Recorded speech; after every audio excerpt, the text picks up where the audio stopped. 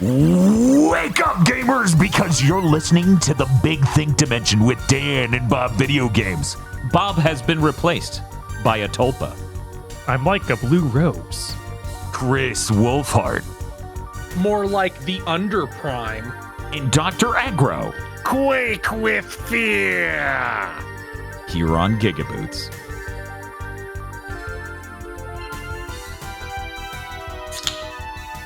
I'm drinking a cheer wine. God damn you. Flaunting your geographical superiority. The weirdest thing, I got this from Niceville. You son of a bitch, give it back. No, it's mine now. I took the 12-pack of cheer wine and left the state. It's weird. They never stocked this shit. Song I would not listen to. That's like a terrible Mr. Show sketch. Anyway. Hey, everybody. How's it going? This is Big Think Dimension number 261. I guess I'll show how we look. That's the old background. Ignore the background. The background's still asleep from last week. I don't know what's up with it. Bob. Yeah. Let's pretend last Friday didn't happen for now. Yeah, you don't want to talk about last Friday? You don't talk about the pirate game, which is definitely very good, and they didn't make a gigantic mistake letting people play it for 8 hours before shelling out money. Chat, we bought this game. We had it sitting behind the stream the whole time, ready to be open. And then we just didn't have to. Yeah. They gave us 8 hours of just knowing that there's a reason. Did you take it back already? Yeah. What was there a conversation? Like, he's like, oh, they gave me, did you just tell him, yeah, they put up a thing and it was bad? Yeah, I just told him that. He's like, oh, okay. Then they entered the reason for return did not like. Like, but it's opened. No, we didn't open it. Yeah, Yeah. so he just got to refund it for the full amount. He didn't trade it in. He refunded it. Yeah, just full on return. The funniest part is we were talking about, like, you when you went to buy it, you were like, this is probably going to be terrible. And the guy's like, I don't know, it could be good. So you coming back with it not even open and being like, there was a free 8-hour trial. Yeah, unfortunately, it was a different guy. That is unfortunate. That would have been a good arc. But yeah, he did check to make sure it was fully sealed. He's like, yeah. So yeah, we played Skull and Bones. And a little bit of the Prince of Persia game. A little bit. Last round. That was cool. That looked cool. It looked cool. It was fun. The visual style's really great. I love this segment of game we got going on here with $50, 2D gameplay, really great animations. Wish I got to play more of that. Sorry, they want to see 6.5 hours of Skull and Bones. Bob, how was Skull and Bones? I just couldn't tell by looking. It was worse than I thought it could be. Your boat has a stamina bar. That's how I felt looking at it. Like, I'm stunned that it is. I thought there would be more. I thought it would be a collection of shallow mini games, Right? And instead, there's one. Yeah, there's ship combat, and there's nothing else. No, there's ship combat, and there's a timing-based mini game for collecting resources. So when you go to saw down the lumber, keep in mind everything I just said is more like the text tells you this is what you're doing than it actually happening anywhere in the game. Right. But there's a timing mechanic for you to saw correctly. Mm-hmm. And this is something you do from the boat. Right, because you do everything from the boat. Sometimes you can come up to a dock in very select places. How many different cities did we successfully get out? 2 or 3? 3, I think. You go to the dock, you tell it you want to land, and it just like fades to black, fades in. You're in the city. Right. You're hitting a button to spawn in a city. You do not leave the boat necessarily in this game. That implies a whole level of functionality that simply does not exist. And the city is not loaded into the open world at all either. Like, you just teleport to a new area that vaguely looks like the area you were near. You are literally spawning into an instance. Mm-hmm. It took them 10 years and 3 months to make a horrible, whittled down version of Assassin's Creed Black Flag that is multiplayer for a reason that is indecipherable because the game's like, hey, be polite to other players, and then we couldn't kill anyone. Yeah, you can't really attack other ships. Like, I shot other ships that were piloted by humans and that didn't affect them. They were invincible to me. What the fuck? Apparently, there are PvP zones that spawn sometimes. Sometimes. Yeah, your boat moves so slow, and this world seems so empty. It's astonishing. I was like, well, surely there'd be a lot to do and see from the boat because I can't get off the boat. Right. But no, it's like open ocean and some islands, but like nothing to do on any of it except collect resources. Yeah. It feels so bizarre to have, in a single month, hit Suicide Squad and this, which are two Western developed, well, I guess technically that one's made in Singapore, but led by Ubisoft. Games that are literally so bad, they come off as like satire of bad video games. They literally come off as someone would make this as a funny animation. I thought I hit the bottom of the barrel with Suicide Squad. And then this literally like digs deeper. Yeah. Like completely goes through the bottom of that barrel into like the earth. Deep Earth. Yeah. Deep Rock, this Metacritic score. It's really unreal. This thing is, Skinner boxes have more holistic artistic integrity and enjoyment than Skull and Bones. There's almost no like story going on either. You go to town, you talk to one dude basically who's like, you need to go do this. And that's all that happened for 6 hours. Now, years ago on Big Thing to Mention, when Bob brought in the famous Ubisoft sentence, "You're the new sheriff in town." That text is the entire story of this game, basically. That vibe of like, oh, you're the new sheriff in town is all there is. There's like a character in the whole game. And he just says the lines for what it's like. Oh, I'm going to say a bunch of stories of like boat stuff that is allegedly what is this mission. And then every mission is the same as the others. Yeah, you just go plunder a town, go get lumber, go get rum. Yeah, go get rum. Maybe go fight a ship. Also, they mentioned piss a lot. Chat seemed to really resonate with them mentioning They do piss. mention it like in every sentence. It's kind of absurd. It's kind of weird. Like, again, with this is a parody of a game. This isn't the real game, right? Right, yeah, no. This should be a YouTube comedy video about AAA gaming right now, and yet somehow it is a $70 game that they stupidly gave a free 8-hour trial for on launch day. Also, like, I played for that long and I couldn't figure out an upgrade pass for my boat. Like, it was not clear at all. It was super opaque. Like, you could see, like, oh, there's those different kinds of ships and you get these different materials to get those different ships. It's like, but are they better? I don't know. I genuinely, I'm actually pretty upset that they even did the trial on launch day, because that just shows they wanted everyone who digitally purchased it to be trapped with owning it. Yeah. Yeah, that's fucking disgusting. Like, that you sucks. couldn't announce it ahead of time? Like, yeah, because they sprung that weeks? announcement that morning, went live on PlayStation's YouTube channel and other places. They did put out the free beta, which I believe is the yeah. beginning of the game. Just literally just play the game. Mm-hmm. I guess there's that. So I guess most people probably played it that way. Yeah, hopefully. It's crazy. Yeah, that game's unreal. Yeah, I'm trying to think of anything else to even talk about in it, but that was what we did for 6.5 hours. You covered it all. It feels so empty. Mm-hmm.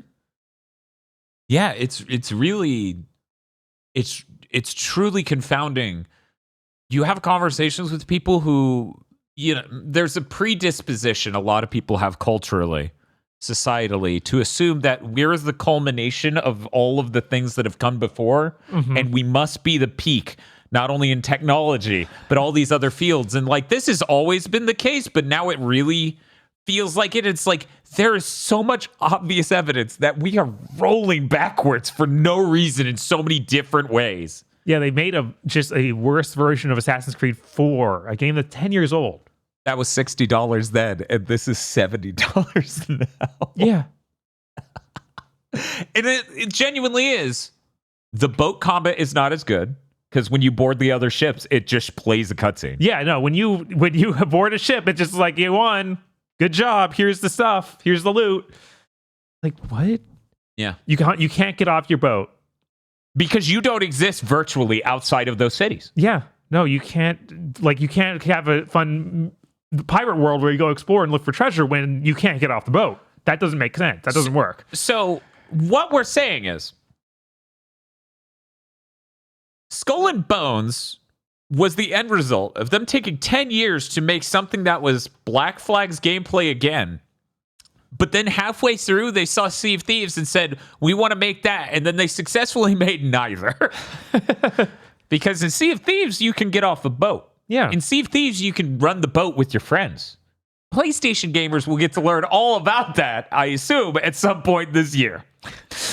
Yeah, we have a date. It's in the news. Man, what the like? I get they were legally obligated to ship it. Uh-huh. The fact the fucking owner of Ubisoft came out and said, "How dare you say this game isn't worth $70?"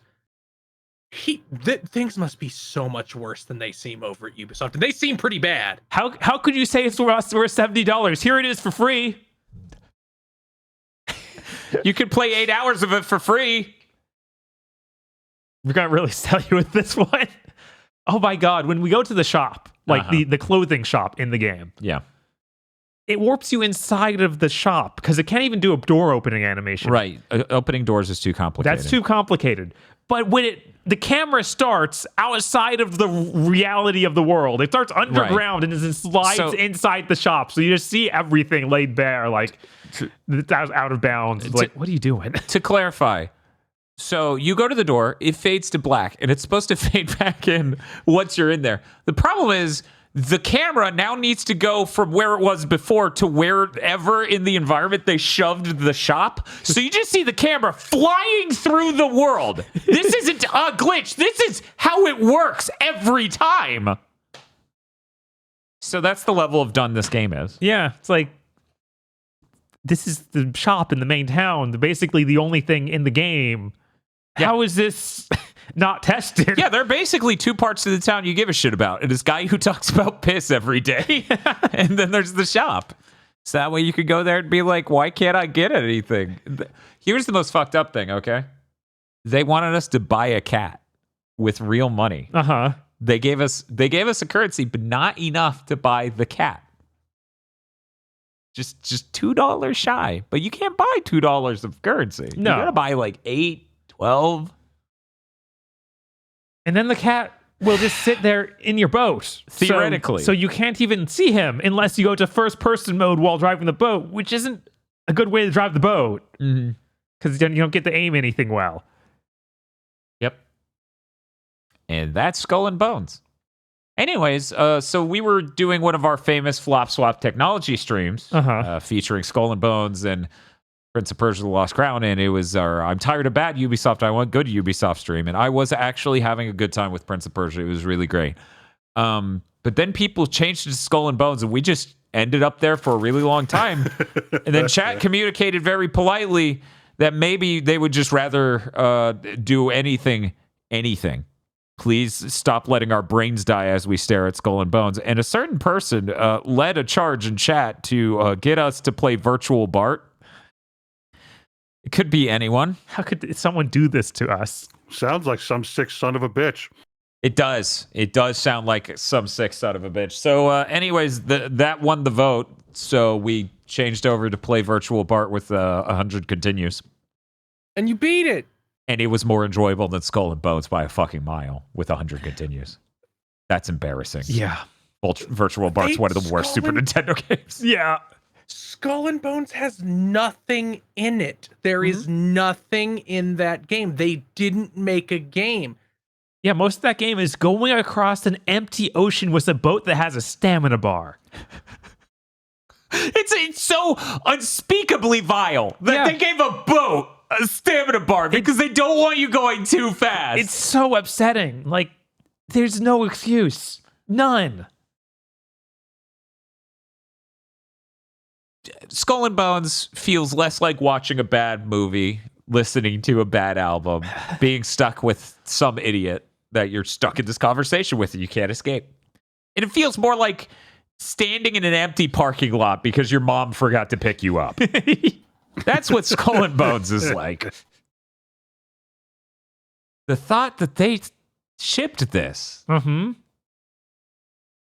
$70 too, not just like $30, get it out of our house. Right.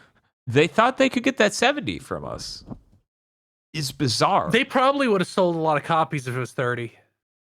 A lot, like they would have made a lot more money than they're going to make with it at 70. I would agree with that. Yeah, probably. Yeah.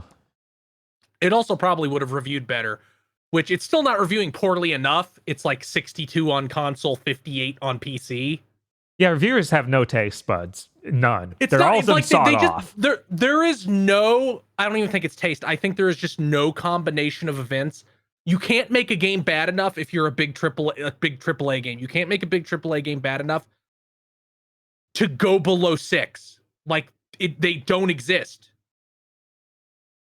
Like the absolute lowest here is like, and I'm surprised that like Eurogamer and GameSpot gave Skull and Bones a 4. But it's like Redfall is 56. Yeah, that's insane. That game's AI didn't work at launch. Like it didn't work. 90% of the time enemies wouldn't activate.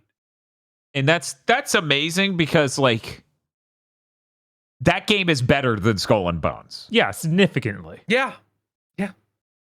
If this industry could stop finding the biggest names in gaming between Ubisoft and Microsoft and all these other companies who are so soft and making new lows, that would be nice. It would be nice if we could stop finding new ways to make a unbelievably bad product. Mm-hmm. Well, we're at the start. We're in like the middle beginning. We're like in the middle of Act 1 of the gaming market crash. We are. So we're going to keep getting these big projects that have been in development forever coming out and just being empty and hollow and completely disastrous on a management front and belly flopping like Suicide Squad and Skull and Bones and Redfall and most of those Sony things like Fair Games and Concord. See, here's the thing, okay? I was going to mention this in the news, and I'll mention it now. Helldivers 2 is succeeding so much. I'm terrified that, like, one of those other things is going to come out and succeed anywhere near as well, and I will have to apologize to Jim Ryan. No, you don't. Here's the thing.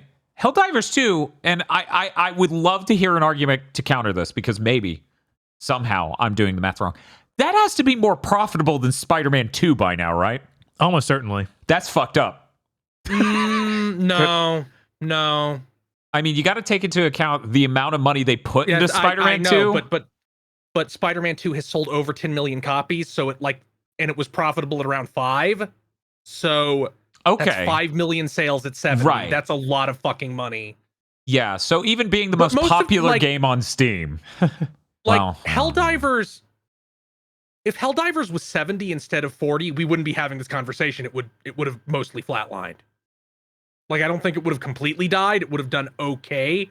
But what we're learning is charge less than $70 for your fucking games. Yeah, make a moderately well-budgeted game and then charge something other than $70 fucking dollars. Yeah, 70 just always hurts. Like, I don't think any of these other things are going to be that cheap. I think most of them are going to be 60 to 70. I don't know. I don't think Twisted Metal is going to be 70. If anything, I would put my money on that being 40 as well. I mean, they've shown that they're willing to do less. Right. And these are obviously more like multiplayer focused things. Right. So. And I put time into Helldivers, so I'm now like familiar with how it works exactly. There is, of course, a battle pass and then the premium one. So presumably someone out there is getting the premium battle pass and they're making up the difference immediately. Also, they do their best to do like the Super Citizen edition where it's $20 more and then you get... When you go into battle, you literally have next to your name Super Citizen. Because keep in mind, you're fighting for Super Earth to spread managed democracy. Mm-hmm. That game's really good, by the way. The lines are fucking hilarious. The hoorah to ashes, blast the bugs, plus $40 will hit a lot harder than Twisted Metal will, even if it's only also 40. To be perfectly honest, and I mean this sincerely, I think Twisted Metal is the only other service game they can turn out that might hit like Helldivers. I don't think Concord has a chance. I don't think Fair Games has a chance. There's an edge and energy to Twisted Metal that might actually make it work in the same way this is working. if they thread like the dumb meathead guy energy really well, and maybe Right. they will. They might. But I mean, there's still a lot the of questions. Peacock Like, show worked. Right. And between that and all It the other did. Twisted Metals existing, Yeah, so I think I Twisted feel like Metal that- could work, but yeah, like the we're rest saying, of them are fucked. yeah, like probably. Concord and Fair Games is so hard to like. Fair Games sounds like just a Aren't Payday you- knockoff. aren't you- Like, like- Payday like- didn't even do well. Trap someone in a room with the trailer for Fair Games and go, "How did that make you feel?" They're like, "I didn't." Yeah, Turns out the test subjects left in an empty room with walls painted gray had more of an emotional reaction. it's like it's the Sony Yeah, version of that Sega game they canceled before releasing. It is, Yeah, and like, except for that had Sega merch in it, so that's anything. Right? Where's this and like, at? here's the thing: is Helldivers gonna eat the sales of Twisted Metal? It Like, will could. people be too busy playing Helldivers? Yeah, I mean, it could. It's definitely a different audience to some extent. It really depends on when Twisted Metal hits. You know, they Yeah, might what be kind- fucked and up what- and release that shit in June and not even acknowledge Yeah, it and- now. Yeah, and what flavor? Like, I don't even know what form that game will take. Like, we don't know anything about it, Right. Right. and it's been so long since the last Twisted Metal. It could take any form. I think, like, obviously, all the leaks are currently pointing towards, it's like service game, it's multiplayer oriented, but like, I'm worried with it being Twisted Metal that they're going to be like, yeah, it's all PvP. And it's like, one of the reasons Helldivers works is that it's co-op. Right. Could And you maybe figure that out? And I assume, they will make that same mistake. Hmm? It'll just be PvP. Yeah, It's like it'll be PvP Twisted Metal sucks. I think it's fun, but I don't think you're going to get Helldivers numbers making a game where it's just kill the other players. Might just be. Yeah. It also might just be some weird thing where it's like, oh, it's car combat. I don't want it. Right. Like, Yeah, it's really hard to sell that compared to shooter. Yeah, absolutely. Admittedly, they did get a lot smoother about how it controls once you get into the PS3 entry. Mm-hmm. In fact, so smooth that maybe you lost a little bit of the soul. A little bit. Anyway, Virtual Bart sucks. There, we covered It does. Virtual Bart. Yeah, that's what a terrible game. Why did I rank that several times? I don't know, man. it's really fucked up that I keep thinking, man, but it'd be really easy to beat a second time. Dude, I've been there with you on Banjo-Kazooie and even a little bit on Banjo-Tooie. This is the most deranged you've ever been. Yeah, Hey, you. Oh, I'm not there. I'm not Banjo-Kazooie there is a with great Banjo. game to play over and over. I'm not there on Banjo Kazooie at all. It's only Tooie. Oh my god. Because Banjo Kazooie isn't that complicated or hard to figure out, but Banjo Tooie, it's like, oh, but the second time it'll be so much faster. Now that there's I already know this where- knife-shaped hole in my hand, I mean, it'll just glide right exactly. in. Right. Exactly. Makes me stronger, actually. I can do the pig level so much faster because I know where everything is. That's deranged. We did that on the we did the Virtual Bart stream on the RetroTink 4K, like upscaling the Mister, right? Yeah, I think that's right. Yeah, I'm pretty sure I went through that. I wanted to use real hardware, but then I couldn't. Right. You can watch the stream to find out why. I got nothing else other than I am fucking flabbergasted that Virtual Bart with 100 continues is a markedly more enjoyable game than both Suicide Squad and Skull and Bones. Ship and shit. That's what they Yes. should have called it. But I'm good to move on. Bob, did you want to say anything else? No, I don't think so. I think everyone on Earth knows the Virtual Bart is really bad and they should not play it. And if they don't know that, then maybe play it. Sure. Or you can trust us. Piss and ship. Huh? That's pretty good. Certainly not piss. That's what was.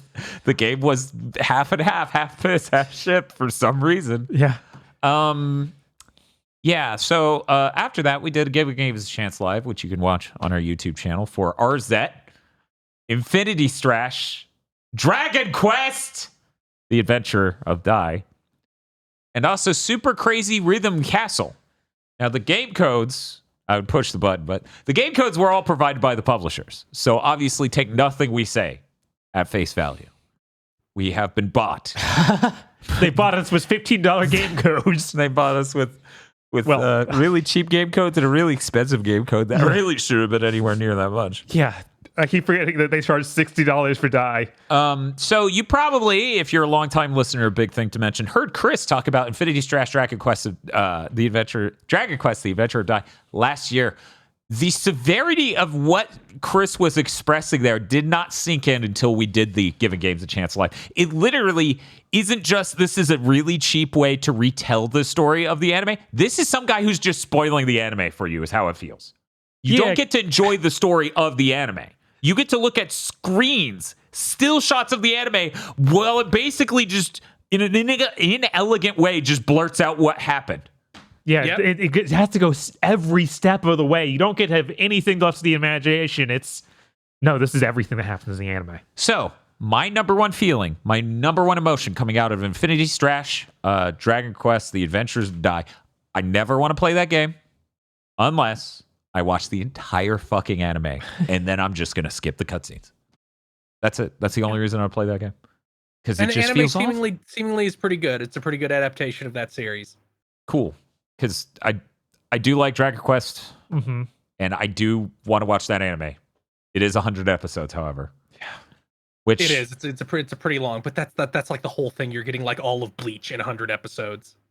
Yeah, it's kind of like we just made our way through Twin Peaks. We're done with Twin Peaks, by the way. We watched season 1, season 2, the movie, and The Return.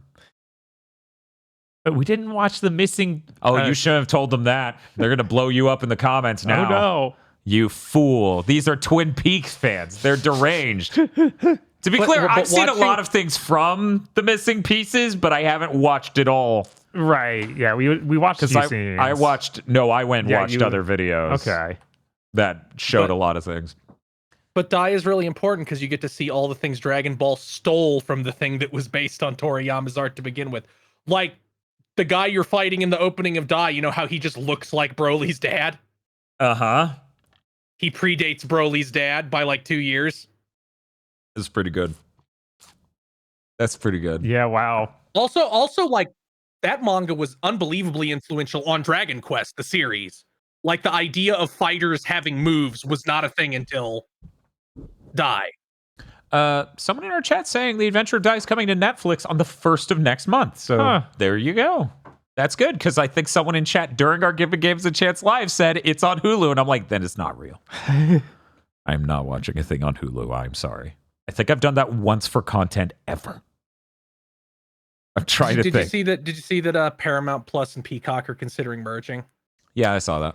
It's going to be really frustrating when all these streaming services recombine into one streaming service that's pretty good. Mhm. And then once a new generation of C-suite people come in, they split apart again. I feel like that won't happen. It could, but I feel like largely they'll just merge and then be like, we all know this is the way it has to be because we proved it doesn't work the other way. There'll be like Netflix and Disney Plus, and that'll be it. They'll be the two that survive. And that's great, because I don't care what that does for the conglomeration of powers. There's nothing as terrible as the current situation. There's nothing as terrible as 8 different services all asking for a subscription from you. You just need to find somebody with a Plex server who has everything in human history on it. Yeah, Like, I have a 12 terabyte hard drive with every single thing in human history on it. Join my Plex server. I mean, you want to talk about it. This many streaming services is just absolutely going to drive people towards piracy before they sign up for like 5 of them. Like Yeah. most, I think a lot of people. RZ. There's the subtitle. There sure is. The Jewel of Faramore. There we go. That took a second. For people who don't know, that is, it's like a pseudo fan game of the CDI Zelda games, the one that are side perspective, side scrollers. It is adhering very directly to that art style. It is adhering very directly to that gameplay. Mm-hmm. But they get that they shouldn't make it hard. Yeah. There's not the notion of lives. You do take hits and you'll die and then respawn at the opening of an area, but it is very forgiving, Mm-hmm. and it is a very funny game. And the soundtrack is so good. This dude Your dad knows him from back in college, and he's got this cool keyboard, and he's a musician, man. You just listen to his cool like pads and synths he's got set up, and he's like, check out this pan flute, doo doo doo doo, boo boo boo, and I'm like, yo, this game's good. I just want this for the soundtrack. Even like the rest of this is funny and somewhat enjoyable, but the soundtrack's got a vibe. I really enjoy that the backgrounds are just they're made, and then someone else, as a level designer, went in and was like, oh, you have to walk straight up that pyramid. Yeah, Oh, sure. yeah. Yeah, That's no, in the the- background. Oh, well. The environmental artist literally draws a pyramid, and they go, well, obviously you would walk on top of it all the way up and back down and keep going. And I'm like, they get it. Yeah. No, they get it. There's a lot in there. It's like, you understand what kind of trash you were making. They absolutely get it. I really turned around from this game from my first impressions, because I wasn't interested when I first saw that trailer. I was like, no, I'm good. Because largely, I'm not interested in games that are cheeky, which is definitely what this is. Right. But I think it really does work here. I do want to see the rest of that game. Yeah, and also they put like a legitimate effort into every one of those cutscenes, which is important. Like those are obviously the reason you're playing the game. Right. And there are a ton of them. Yeah, and they get that that's the appeal, so there are a ton of them. You know, they could have easily put half as many in the game, and that would have absolutely sucked. Yeah. I think they nailed it. I think this game is fantastic, which is crazy. Because you could go and watch, like, what was it, at the Game Awards or something when the first trailer came out, and I'm just like, fuck this. No way, dude. I don't need your irony game. And then I played it. I was like, oh no, they love it. Like, you know, it's not an irony thing. They genuinely love that this fucking bizarre cryptid Zelda game is the way it is. And they're right to do that. You know? You got your shopkeep that has Morshu vibes. Mm-hmm. You get a gun. That's true. And it's powered by souls. Yes. And you're just kind of like, oh no. But yeah, no, it was really neat. You should go watch that Giving Games a Chance live if you're on the fence on it. In the middle of these two games, we played Super Crazy Rhythm Castle. And because of that, we can't monetize the stream. Yeah. Super Crazy Rhythm Castle is a game full of covers of real songs. Super Crazy Rhythm Castle is a rhythm game that cannot run at 60 frames per second stably. Super Crazy Rhythm Castle is a game that constantly tries to make the rhythm game mechanics zany by having them read it out to you in multiple different ways. It also does not let you customize the controls for what does the inputs. It also thinks it's much funnier than it actually is. Yeah, also it kind of, the first level is about 12 times higher budget than the rest of the game. Yeah, that is weird. Yeah. Like it kind of lulls you into this, oh, well, it's going to be like not hard, but look really fancy and have neat ideas going on and have cool camera angles and everything. Right. And then immediately it's like, no, every song is a single room. Right. Now you're trapped in the dungeon. The dungeon's this one room, and then you walk through the door to do the level. Uh-huh. And it's like, we went through like 7 screens a moment ago that all had different environments and stuff. And different songs and everything. Oh. And all blended. And now you're just cranking it out, it seems like. Yeah. It was, people in chat were telling us this developer in the past has done shovelware. I didn't look that up. I can't speak to that. I mean, they did. We played it. This is shovelware. That's what they're doing. These are modern crimes they're doing. I'm talking about past crimes. This is absolute shovelware that Konami published for some reason because they have no one looking over anything, I guess. Yeah, and I genuinely wonder what they're thinking. I know somewhere deep in this game there's some Konami licensed music even. And it's like, man, what? It's so bizarre. I thought I was going to like this game. I genuinely thought it was going to be fun. It's up to 4 players. You're running around and doing different mechanics for the different rhythm stuff. But just the way it structured all of the challenges is like, oh, you're going to miss inputs. You're going to get damaged. Oh, you're going to not be able to see anything. And it's like, oh, this is really deeply frustrating and not fun. Yeah, and also there's something mechanically about the human brain where you have had me work on this track that's angled like this and then run across the room to one that's now angled like this. And my brain cannot process the rightmost track being at the 2 different angles. Yeah, and like all of these weird problems on top of the game just runs so bad that you can't play it well, even if it was consistent. Right. And we played on PS5 for anyone who's curious. Yeah, PS5 couldn't even make this run well. Maybe the PC version magically works. Sometimes you get situations like that, but Maybe. yeah, that game was terrible. Yeah. I'd recommend it to literally no one, not even my worst enemies. That was real heartbreaking. I thought that was going to be fun. But that's it for the Giving Games a Chance Live. I highly recommend people go check that out, even if you're just going to check out Arzette or maybe the cutscenes from, Infinity Strash. Maybe you want to see the tier of like, no, really, they're showing a still one frame from the anime and then just saying it. Yeah, they don't even have the decency to try and pretend fights happened or anything. You just have to watch like 3 episodes of anime recap terribly using still images. Yeah. It's rough. It's rough. It's real rough. But that's it for our Friday stream and Giving Games a Chance Live. Aside from that, I've been playing more Helldivers. That's been really good. I don't know why it took my brother 20 hours to get to level 9. I've only played 5.5 and I'm level like 8. So I assume a lot of that was him trying to log in. That sounds like a consistent issue with this game. Yeah, I finally ran into my first I cannot get into Helldivers issue this morning. I was in Helldivers. I did not have problems getting in. I played a few games, and then eventually my gun didn't spawn. And I because you have the things, they're called stratagems, where you can call down a turret from the sky, it'll pop up and then fight aliens. You can call down airstrikes, you can call down all sorts of things, and there are objectives that aren't just killing things. I was surprisingly productive as a soldier who had no ability to shoot a gun for the first 10 minutes. And then I've heard that's a thing. Right, yeah, no, that's why that game's great. It's a lot like Warhawk back in the day, where you can legitimately contribute without needing to be good at aiming a gun at someone and shooting. But after 10 minutes, I figured it out, and my gun appeared, and then I could shoot a gun and be productive member of society. And then one game goes, and it's perfectly fine. It's just me and one other guy. That game ends, and then the servers break in a really weird way where all the matchmaking's broken. Oh. All of it. So I couldn't play it at all. Cool. So then I watched Morbius.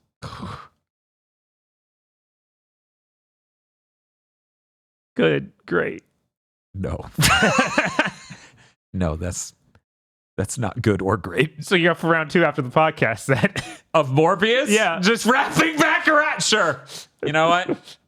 Sure. Yeah. That's for anyone who doesn't know, Morbius is going off of Netflix in the next 5 days. So look out. You gotta watch Morbius now before it disappears. So you're saying we should watch it now? That now is the time? Yeah, now's the time.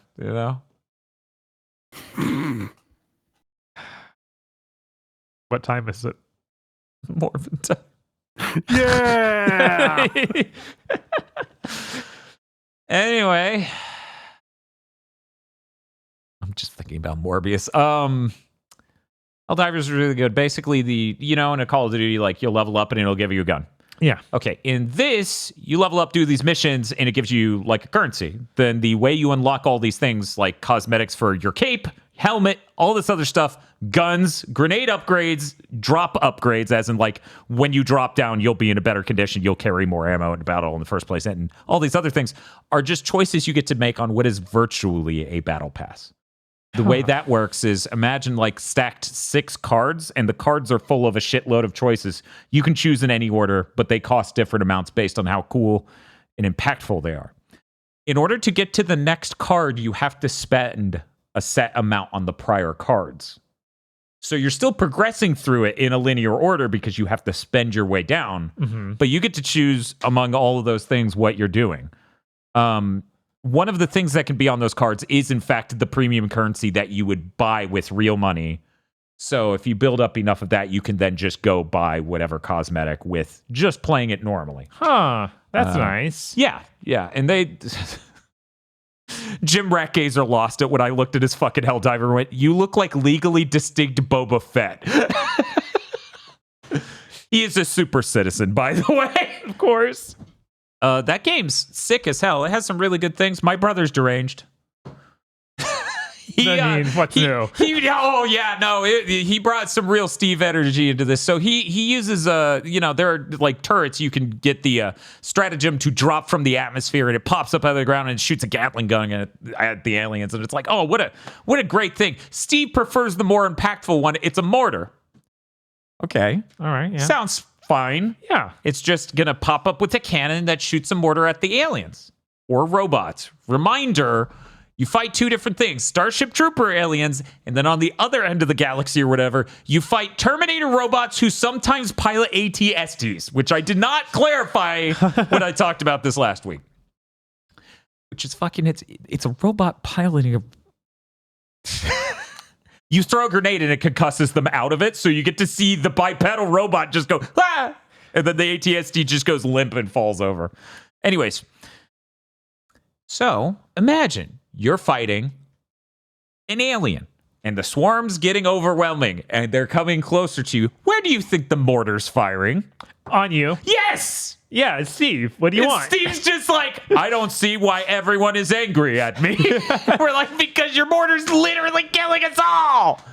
It sounds like an efficient way to kill robots. I would simply dodge the mortar rounds. That's really not doable. Because by the moment they're on you, you're dead. You're just fucking dead. I've seen a lot of videos of the rocket lands next to the guy, and then it gives him a second before it blows up, but there's literally no way he can get away. Is that what the mortar is? I don't think that was the mortar, because anytime the mortars happened, it was pretty instant. Okay.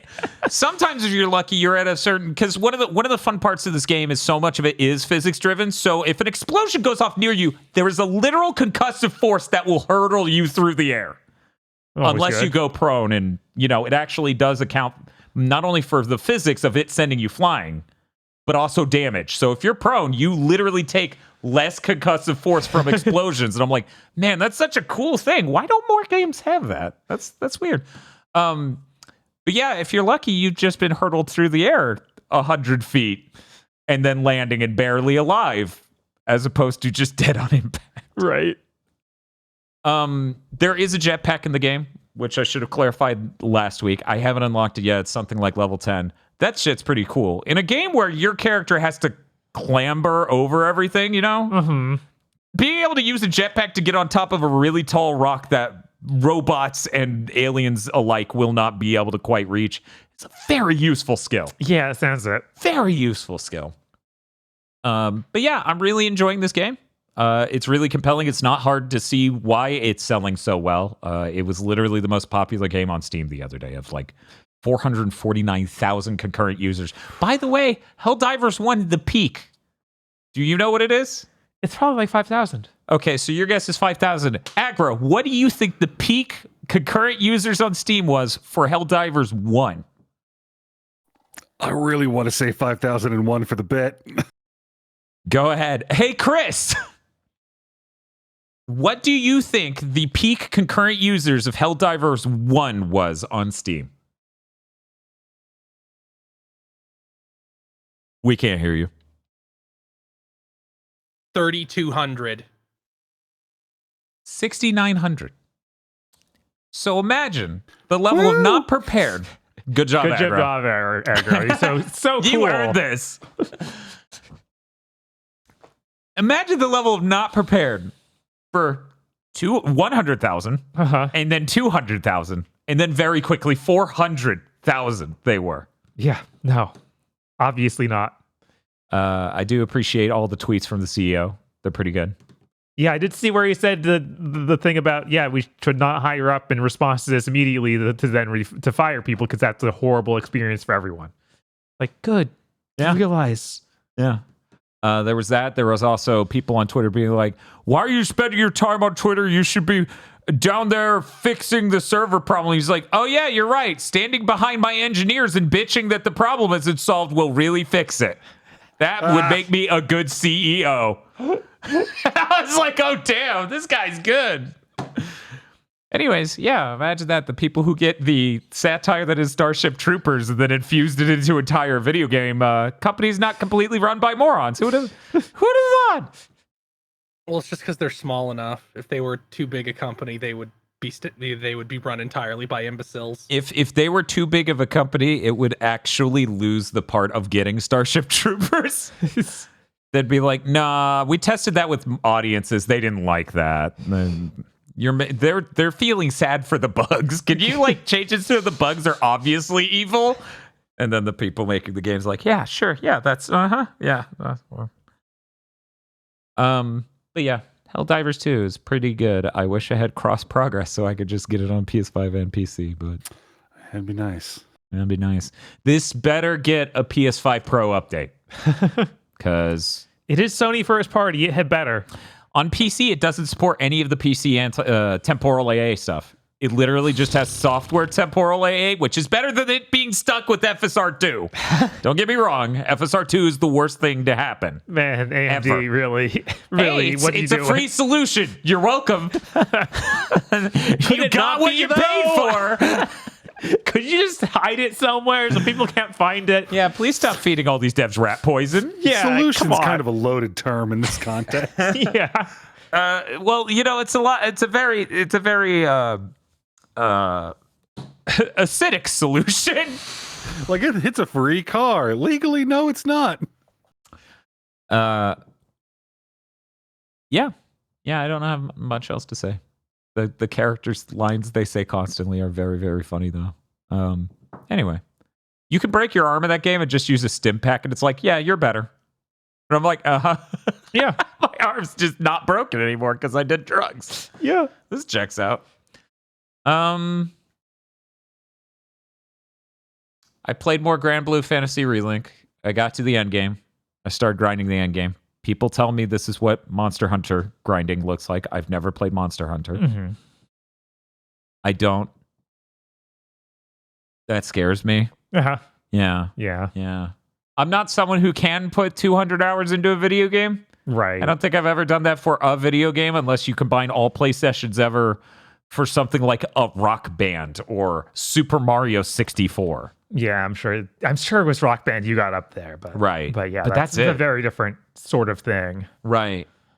And literally, that would be it. I can't even think of many other games that would have gotten close. I don't know. It's just a weird experience. Mm-hmm. Like, it's fun and, it works as almost a social abstraction layer where you just hang out with people and talk. But, like, technically, Helldivers 2 is also that, but it Yeah. feels like less of an insane grind zone, Because that's literally what they designed, and that's what some people want. Right. Yeah, absolutely. Like I also finished the technical end game of Grand Blue as well, and Of Chapter 0? Or yeah, Chapter 0. Okay. And then it keeps unlocking more and more fights to do, Yeah. and they keep getting harder and harder. And I like seeing the numbers go up, and that's what gets everyone in it. It's like, Number go up. I like it more than Monster Hunter because there's more and more numbers. Yeah, I don't know. Monster Hunter hides those numbers. I just get to see them here. Seeing the numbers, that makes me feel good. It's true. Numbers being able to see the number go up. Mm-hmm. That's important. Watching dudes just vaporize once you make the number go up. It's good.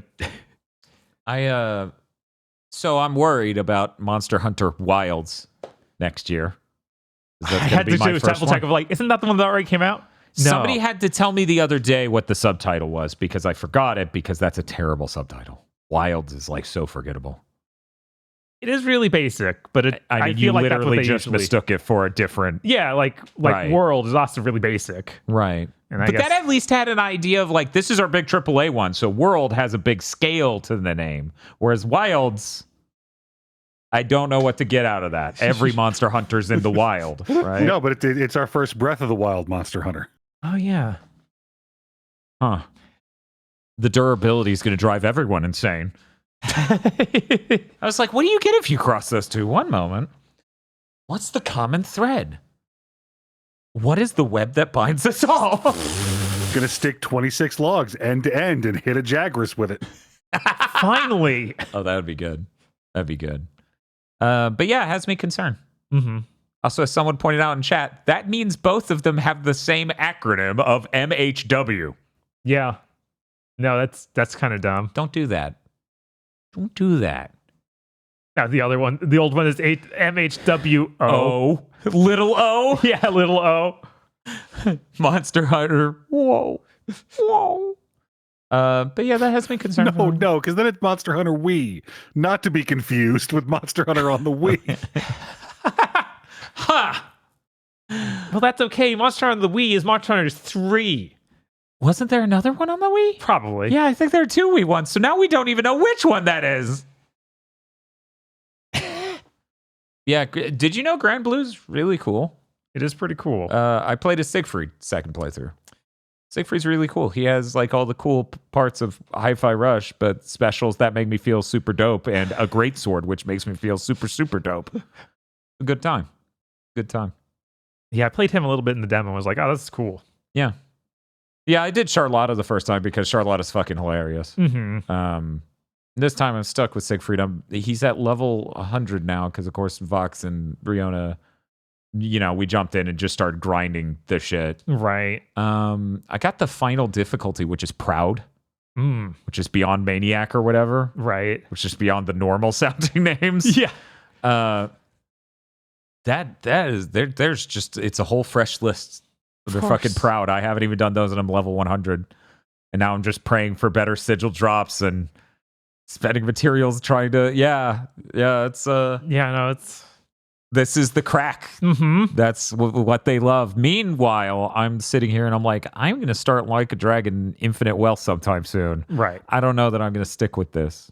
I feel like I maybe have 1 to 2 more grinding sessions in me, depending if people are available or willing. I don't know, though. A lot of video gaming going on right now.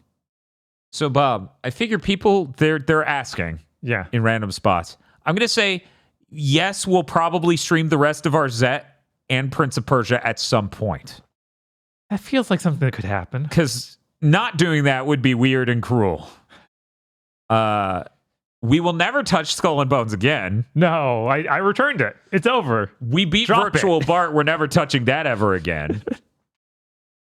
We're not playing any more Rhythm Castle or Dragon Quest Die. Never. Yeah, there's only one incident, one possibility where I play Infinity Strash ever again. It's that I watch the entire anime. So if you don't hear me go, I have watched all of The Adventure of Dai. I am now ready to play the game. The answer's no. Oh yeah, I didn't touch on it. The gameplay kind of sucks too. Like it's just a bad feeling like action RPG. Like it feels worse than any Dynasty Warriors. Right. I was going to say this is what game journalists from like 2003 think Dynasty Warriors is. Yeah. Yeah.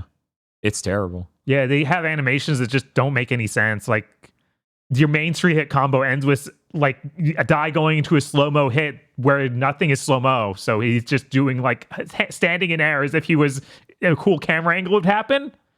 But instead you're just looking at it from a wide and it makes no sense. Yeah, and it hangs much longer than you would normally do with that sort of thing. Like it's literally 4 times as long as you should hang on something like that. Right. As somebody was saying, like, that game bombed so hard it came up in financial meetings, which makes sense. Yeah. They charged way too much, and that is way too low rent of a game. Yeah, I think that's pretty sure that's everything I played. Hey, Bob. Hey. What did you play? Other than Grand Blue, because I also got to level 100 and beat the post game. I played Crow Country, which was a demo on Steam, and I think the demo's up on PlayStation. Okay. It's a PS1 style survival horror game. But you can rotate the camera. So imagine like those really high detail looking pre-rendered backgrounds, but you can spin the camera around like almost if it almost feels like Super Mario RPG Remake. That level of like, oh, it's like that style.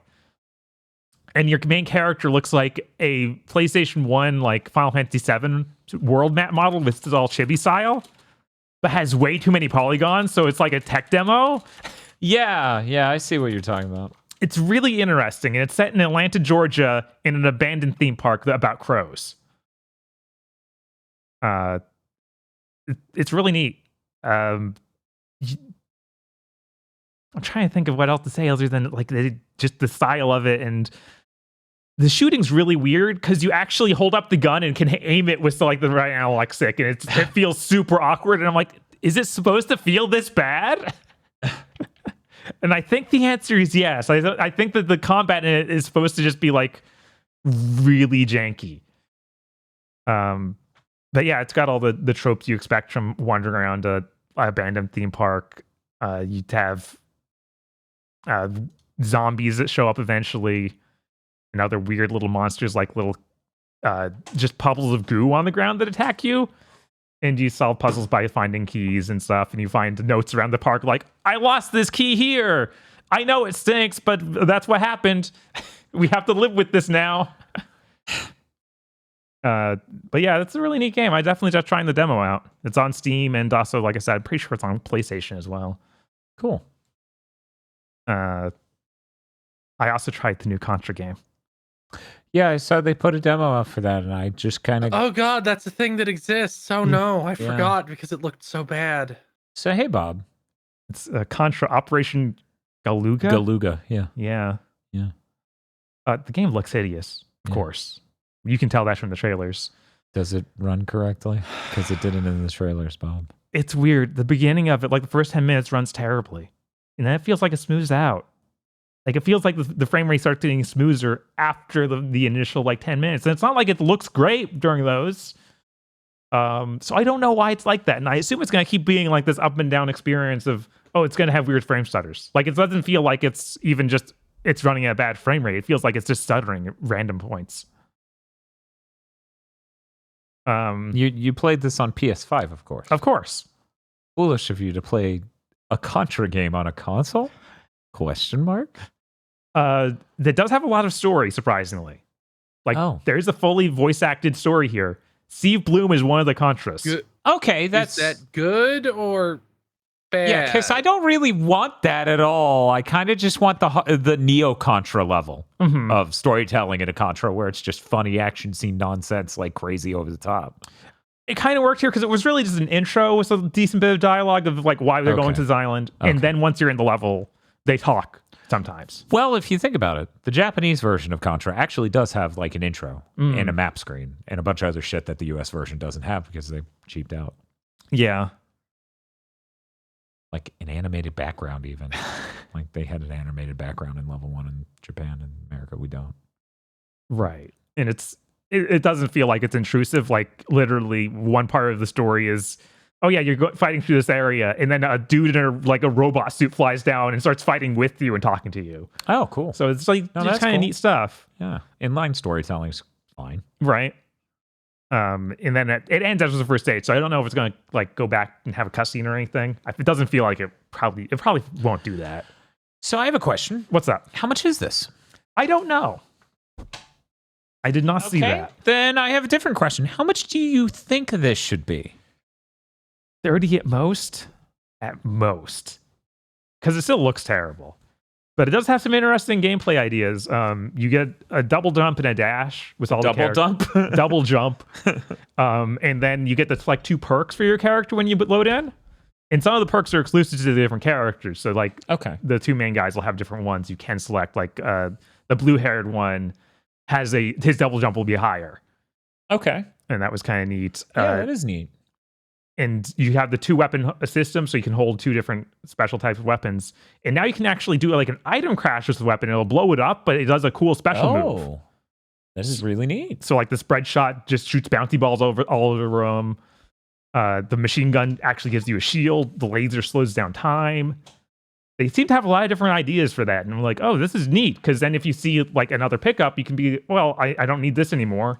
I'll just blow it and use this special move and feel like I got something out of it. Yeah, that's actually really cool. And your dash also works in air dash. So you have a lot of in-air mobility. You can also, it starts with the analog stick, lets you do 360 aiming. So you have full motion, but you can also turn it to 8 directional or just do the D-pad, and that's 8 directional shooting. Oh, cool. And of course, it has the button, so you hold in place and can just aim while shooting. You don't need to like always move and shoot. So lock down your feet. Yeah, lock down your feet. Yeah. Do they have the other one where you aim in a direction and just hold that and you'll lock that in while you move? I did not find that one. They're both important. They're both important for very different reasons. Yeah. And the different characters. There's the story mode, which I played first, and then there's arcade mode, lets you select different characters other than the main 2. Okay. Some of those, it has pro protectors. Cool. Yeah. So I'm all for that. Just you have to play as robots, and they have special perks. They can hover and have a grappling hook that goes straight up. That's great. Yeah, I was like, oh, this is neat. There's lots of neat things. I wish this game didn't look so terrible. Yeah. It's hard to get over how bad it looks, like, all the time. But I actually do like all these weapon ideas they have and stuff like that. And I don't know I assume it was a thing in one of the other Contras where if you get the same weapon twice, you get a powered up version of that weapon. Yeah, that happened in one of the other ones. And, At least one of the other ones. You also get to select if you have a health bar or not. Like, standard just having a health bar where it's 3 hits and you die. But you can also do the hardcore mode where it's like, oh yeah, 1 hit and you died. And I got a picture so that way people listening can sort of see like what the art style looks like. And that's the best looking thing in the game, in the demo, at least. Yeah. Kind of just really plain looking 3D. Yeah, kind of. It looks like if somebody was like, "This is the future of gaming," and they did this in a period where gaming just looked like 360 online games, like downloadable games. I think the weirdest part, like, I kind of started to like the way our main characters looked, but their animations are horrible because they tried to like match them 1-to-1 with sprites, and it never looks right. So they have to do like the weird awkward way they hold the bar the poles when they do the climbing, and the crouch that has their legs up, and all that just looks wrong. Like their art style does not work with it at all. Huh.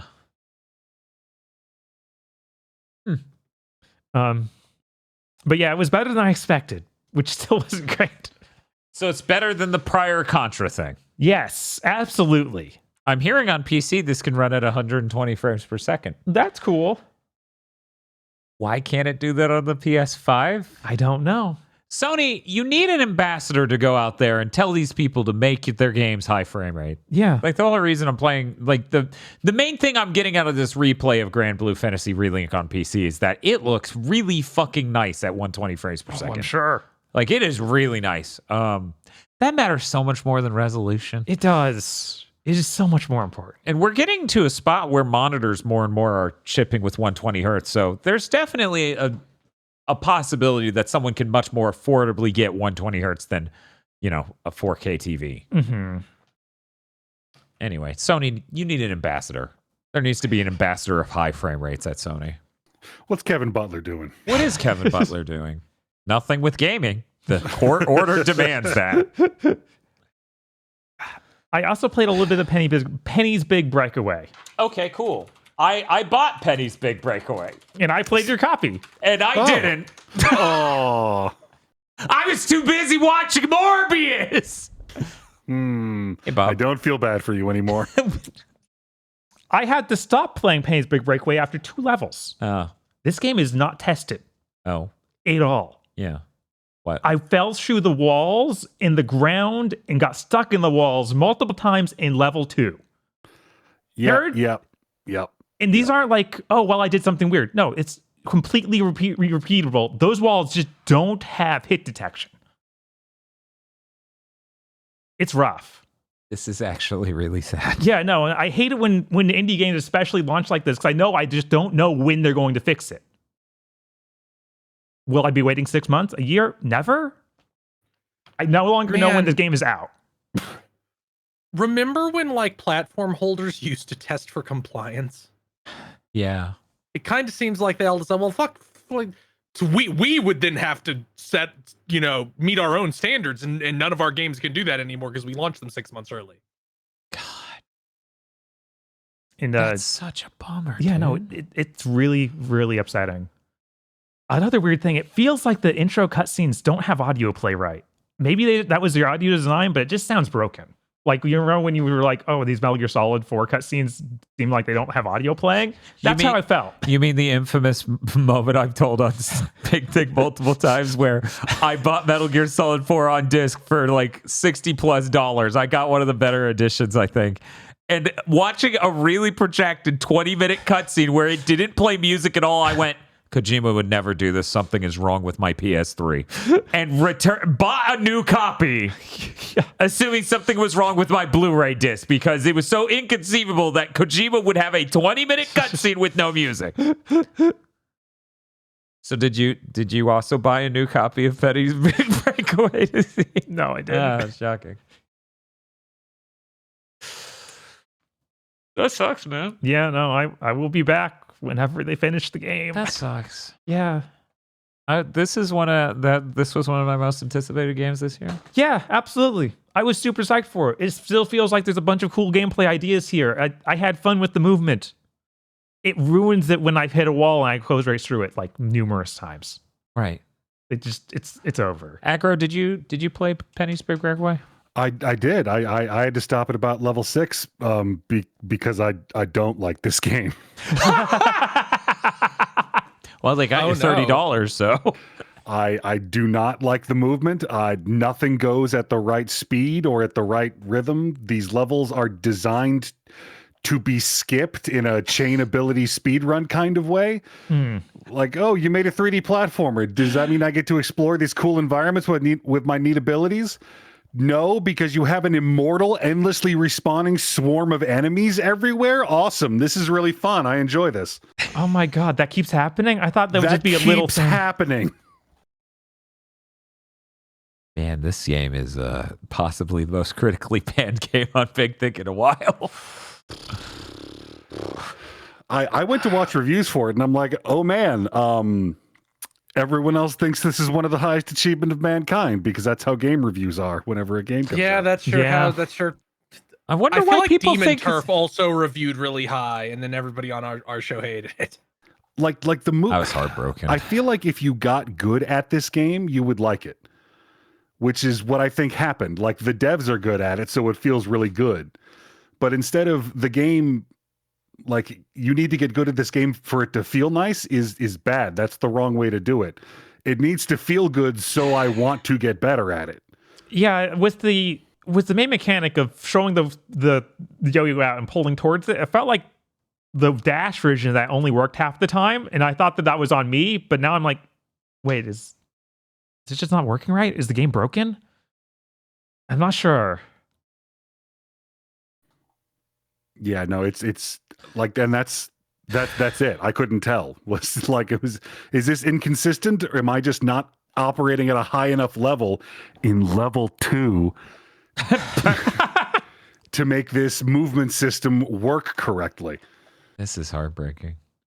Oh yeah, when you get into the things that launch you, you get to like you can There's aimer. like 6 of those. Which ones are you talking about? You hit a pole and you start swinging on the pole. And an aimer pops out. Oh yeah, and then you hit the button because that's the lock-on symbol, but then you get launched in a random ass direction because it doesn't mean anything when you're on that pole. Yeah.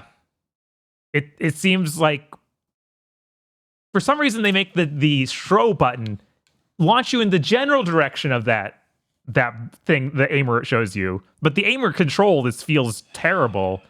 And if you hit the jump button instead, you go in a completely random direction. Right. And then your walk speed is slower than all those enemies, unless you're on the ride your yo-yo like a Segway mode, which I guess somebody is able to steer it, but that somebody ain't me.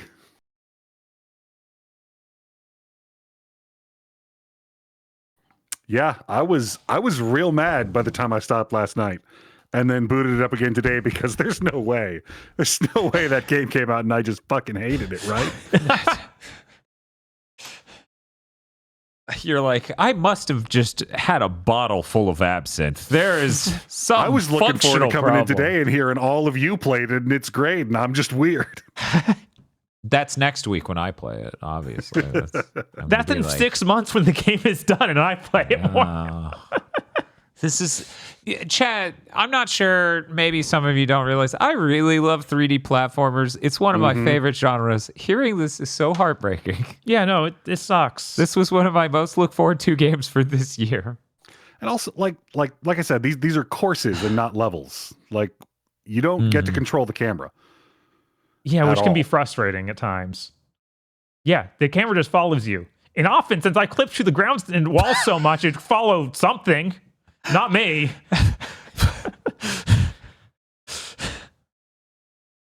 Great. Yeah, you can't even pan the camera right and left because they want to have the right analog stick let you show the yo-yo in a different direction or spin it to spin the yo-yo. And it's like, which why? is cool for doing like midair, like dodge in the other direction tricks and shit. But again, like this game seems to have been designed at a base level around a very high level of execution from the get-go. which is like, yeah, this level's going to be really fun once you do it 15 times. Yeah, I'm not going to do it the other 12 times in the middle then, my guy. Man, that sucks, dude. Yeah. Damn. Yeah, it was really disappointing. Shit. God damn it. Fuck. I'm like, well, is it better or worse than I play it at all? Do I just not play it and maybe come back later and it's fixed? Or because then I'll just be thinking about it the whole time. But if I play it and then I firsthand experience this, I'm gonna be sad again. Yeah, I just wait. Also, I think that there's a mechanic. I'm not even sure. Okay. I think there's a mechanic where if you show your yo-yo on a ledge, you can pull yourself up to the ledge. Yeah, that seems to happen. But not always. Almost never, actually. So when it does work, I'm like, now is that supposed to work or is that something else happening? And one time some of the walls have like a little awning, like a little rivet in the middle of them. I was like, I'll jump up there. Got stuck in it. You fucking She started falling over backwards and then just started moving to the left to the edge of the wall. I'm not touching this game. Like you're constantly running because you're not supposed to be standing on it. But every now and then, like you can't jump off it. It's coded to not let you jump. But sometimes you're moving and next to the wall and you wall jump off of it. Yeah, I'm not touching this. Yeah. It ain't. Like there are NPCs in the levels, and sometimes they'll give you like little mini quests, like, "Oh, I'm hungry. Find my 5 sandwiches." And the quest has a timer. He's not kidding. And it starts as soon as you get next to the NPC. So the timer's running while you're reading what you want him to do, because this game is designed to be played after you know what's in the level. Yeah. Yeah, it's really baffling. And then if you complete the quest, it'll give you a little mark. Like it's like it's something you collect in the level. And if you die, you keep that mark, but for some reason he does the quest again. Like he'll still expect you to do it again. I don't know if that's even supposed to happen. Because you already have the piece. You already have the mark.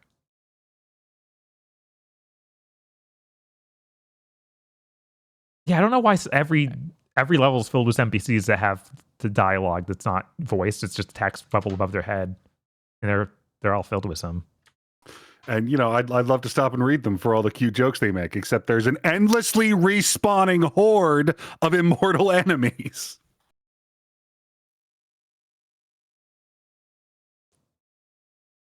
Yeah, I don't know why. Is there anything else you wanted to say?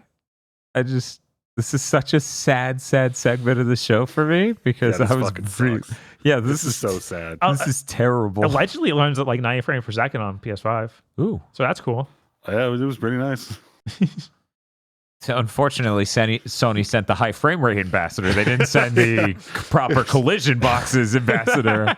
God, it was super great when you boot it up and see the level design. You're like, so you're saying these guys made a Sonic game, huh? Yeah. It's real nice looking. Yeah, no, the game looks great. Yeah, it does. Other than the character's awful design, but you can get used to it. What? You don't like Play School Bloodborne? Yeah, well, it's fine. And then it takes the hat off, and I'm like, no, put that back on. Because it's wearing like one of those judge wigs. Oh, yeah. It's awful. So he's gonna sentence Jackie Chan to go to prison or something? Yes. Oh wow.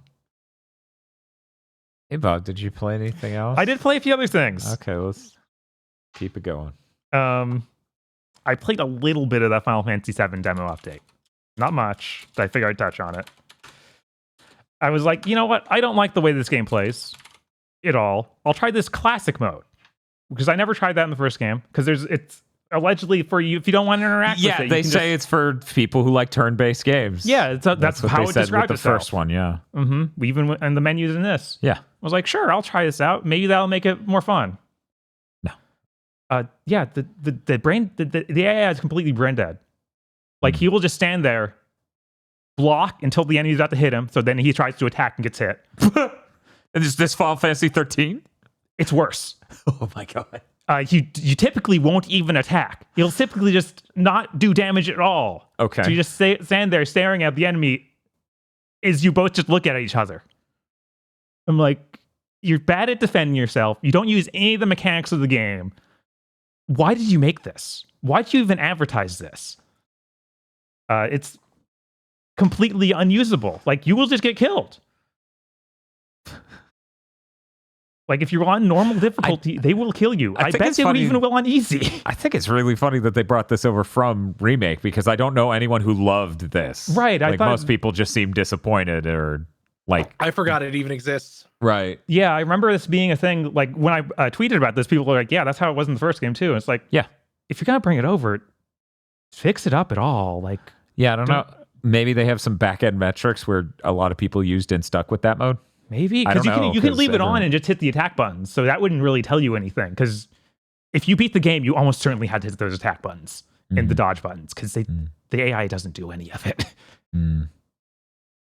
Yeah, I don't know. I don't know anyone who played that way the first time. Mm-hmm. Well, like through. Yeah, I know plenty of people who tried it and went, "Yo, what is this? And how do you think this helps my problem?" Yeah. This is a pretty large chunk of area, but not as large as you might think. It doesn't feel like, oh, this is an open world game. It feels like, okay, this is a really big map. Mm-hmm. There's also a specially marked wall for where a chocobo can climb. And I was like, oh, that means, even the fire level chocobos are going to be very limited in what they can do.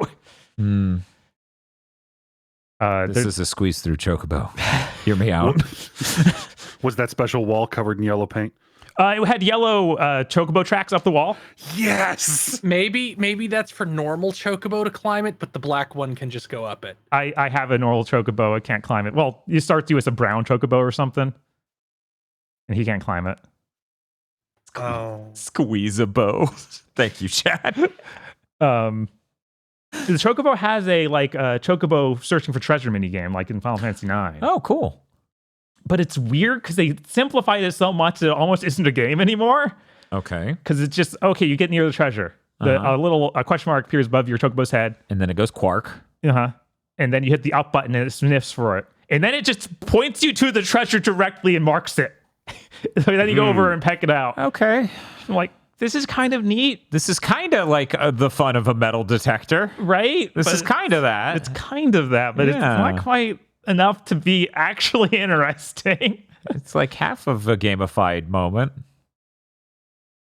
Moving around on the chocobo still feels kind of like moving around on foot as a person, where it's right. Yeah. You get stuck on all geometry everywhere. The chocobo can't jump.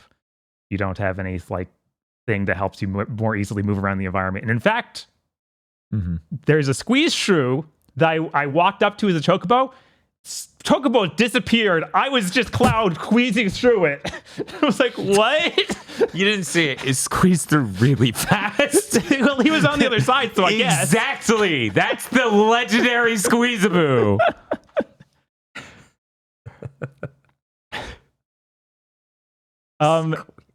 Chadley has made an AI waifu version of himself. So that's a thing you have to deal with. Does it have VTuber vibes? It does. Chadley became a VTuber. But it's allegedly his AI and not him. Okay. I'm sure he's not just going to come out in the next game or anything. Is this his VTuber premiere? Who's his agency? Is he a VTuber talent for Shinra? Probably. God damn it. I knew it. I knew that Chadley was up to no good.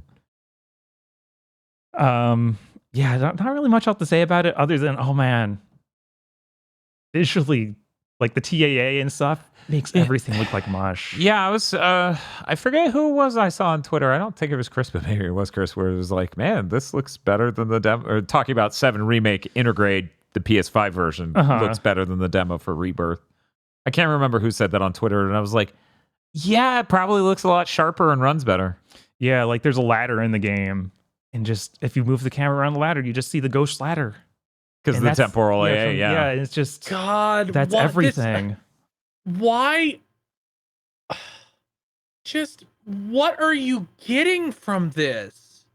Like, did you make it that much shinier and more detailed in other ways that didn't get obliterated by this? There's no fucking benefit. Yeah, we are at a horrible moment in technology where all these people making games are like, it's so expensive to make games. And I'm like, I can't see any of the details you put in because of these things you've done. Maybe just don't make it that detailed. Maybe don't have that many different effects going. Like, it's not helping anybody. Yeah, it's frustration that just is lingering with this gen. Yeah. It'll at least on the temporal AA front, it will probably be much improved by the Pro, and if not that, the next gen. Right. It was pretty funny. I saw a tweet today where Alex Battaglia was like, I genuinely was shocked he said this because this is how I felt the whole time, but I don't expect Alex Battaglia, somebody who's very pro temporal AA, to say, I think checkerboard rendering is better than FSR2. You know, that thing that was invented with the PS4 Pro. Yeah. And it obviously is so. Right. There was no PS4 Pro game that looked as bad as these. Yeah. Yeah, it's so unfortunate. It's like the artists work so hard to put all these details in, and you, under normal circumstances, you can't see it. Right. I always put it as like the engineers are kind of ruining the full art pipeline nowadays because these solutions are just ruining it in ways that they don't notice when it's in this weird, bizarre test case scenario where the camera's not moving and it's in a sealed environment. Right. And the still frame doesn't capture it at all. Like, you can turn on the high value mode in this too. Yeah. It looks just as bad. Like, if you move that camera, everything turns to mush. Right. The ladder still does the ghost ladders. Like, right, because it has even fewer frames to work with to help mitigate imaging problems like that. Yeah. Don't worry, there's all kinds of other bullshit that now relies on a fucking temporal AA to work at all. Like, transparencies are hard, so we'll use dithering, and temporal AA will turn that into a transparency. Yep. that'll look great, right? I really, what was it? A graphics engineer I followed on Twitter retweeted like a year and a half ago. It's like, all of our effects are stochastic. Are you sure we should turn off TAA? Yes. And then the next image in the joke is just checkerboard people with checkerboard smoke. Man, it's sure great we've gotten ourselves into this horrible position. I love turning a game from performance to quality and seeing no difference at all. You know, other than the frame rate. Right, other than the frame rate. Yeah. I'm sure if I looked at a zoomed in side by side comparison, I'd be able to tell. Yeah, or if you just don't move. Like, just play a game and don't move. That's what you do all the time, right? Uh-huh. I only want to see details in a game when I'm perfectly still. Yeah, this is why I keep saying, like, a lot of people are like, well, I don't, why would I care about a PS5? Like, all of these games are on the PS4. And I'm like, no, those are the good ones. I just want to play those, and they load instantly, and they run perfect now. Yeah, that's all I want. It sure seems like that's going to be, at the end of the day, the legacy of 9th gen. It's like 8th gen games on 9th gen, 10 out of 10. 9th gen games on 9th gen, 2 out of 10. I'm gonna wait till it's $30. Yeah, because like, what's our batting average for next gen exclusives so far this year? Skull and Bones, Suicide Squad. At least 7 Rebirth will be drastically better than those. Because good lord, God. Yeah, it'll just have the same visual problems as fucking everything. God, I hate it. I hate it. I'm gonna go to Tim Sweeney on. Not happy with you, buddy. We're putting you in timeout. But for our last game, I saved the best. Oh, Unicorn Overlord. Oh shit! They put the demo out on Switch. They sure yesterday. Did. Today, after like at 9 p.m. or something, they're releasing it on everything else. Oh, cool! Can't wait. Yeah. Oh man, I was worried about this game. Yeah, because Tactics Ogre. Sorry. Ogre Battle. Not great. I wouldn't say that's a RPG I want to play ever. This is real good. Yeah, one of those trailers they released along the way, like in the last couple weeks, that's when I was like, oh shit, this is going to be great. Yeah, no, this is pretty incredible. It's like, what if we made those battles make sense? Everything moves way faster and you have all these different options to make where we explain what's happening to you. Unlike those Ogre all Battle sound like great things. Yeah, those sound good. I think the only thing I don't like about it is I don't like the new the character designer and artist they got for this one. Who is it's apparently someone who's worked at the company forever since like 2009. Huh. He's the director of this game, Takafumi Noma. Hmm. But I do not like his art style compared to anything else Vanillaware. I think it really works for the genre they're in, because it does look like Vanillaware's take on a Fire Emblem or something like that almost. A little bit. Like a standard old school Fire Emblem, not like, it doesn't look like toothpaste main character. No, it doesn't look like that. Last year's Fire Emblem. But Yeah, that's the vibes I got from a lot of things, but yeah, it just looks way more plain than like a Dragon's Crown or something. right, it doesn't have like hyper exaggerated body types. No, it's, not it's really. very normal. It's very normal. Mm. Yeah, it's playing it straightforward for sure. Mm-hmm. This game has apparently been worked on for 10 years. Like they started this right after Dragon's Crown. And just been working with on other things the whole time too, obviously. Like the director of this game's credited as programmer on basically every other game that they've released since. Jeez. But yeah, you play as like, it's a really, really generic story of, okay, a kingdom's being overrun by an evil dude. He's like a usurper. He's going to kill the queen, and you play as the prince who's 10 years later, after escaping, is now starting a rebellion. Okay, cool. The queen gave you a sacred ring before she went to fight the bad guys. Mm-hmm. You find out the sacred ring undoes the spell that turns these guys evil. So it's like, why didn't you bring why that? didn't you take that? Why didn't you escape instead of the kid and actually start this revolution 10 years ago? Because she needed to die tragically. Yeah. She's your mom. I guess that's just the fate. But And that's the final boss of the game is going to be evil your mom. Then chat will destroy that sound redemption. They probably will. I know what sound I'm cutting into the intro for our spoiler cast. But the way that works is the battles play out in this, like, you have a real-time map where you just send your guys to actually move around. Yeah, and they're moving down the routes through the countryside and stuff, yeah. Yeah. And when you encounter an enemy, it just goes into a battle phase, and all the battle is done automatically based on the stats you've set up with the characters. Yeah. So each character has their own action points and passive points. Action points are what let them do attacks, and passive points are what them do like healing moves and blocking and stuff like that. Hmm. And once those points are drained, then the battle ends. So if you do do one attack for each character in a group, because each unit can have 2 characters or more if you upgrade it. Then say the battle would end even if the other enemy didn't die. Like, okay, Right, we did yeah. 30 damage, and depending on who's the victor, like who did more damage overall, that unit will be knocked back and be put in timeout for a few seconds. If you go attack them again while they're in timeout, you get like a first strike initiative. So you're encouraged to keep doing that and just pummel them. Okay. But it seems like there's a ton of different ways to customize like your characters. You set them up in this like 2x3 grid. Yeah. And depending on how you lay out your troops, there'll be different advantages. Like, okay, if a spearman hits you, then he will hit 2 rows of that. So you don't want to have guys that are like set back to back. You want to like stagger them so the spear guy can't do that. Right. Or if you put some dude in the front row, like you can put a thief in the front row and he's really good at dodging. So then you have a horse behind him, and somehow the thief will be just out there in front of the horse dodging any attack, so nothing can hit the unit at all. Right. Which is a really interesting setup for that. So really, this is like they combined Ogre Battle and Mega Man Battle Network, because the grid's important, positioning's important, and different moves from different unit types hit different amounts of squares. Mm-hmm. But you don't get to do anything in real time with that. It's all just stuff you set up beforehand. Yeah, it's all constructed. The important thing, though, is that the Mega Man Battle Network people should buy Unicorn Overlord. Absolutely. Nice. Nice.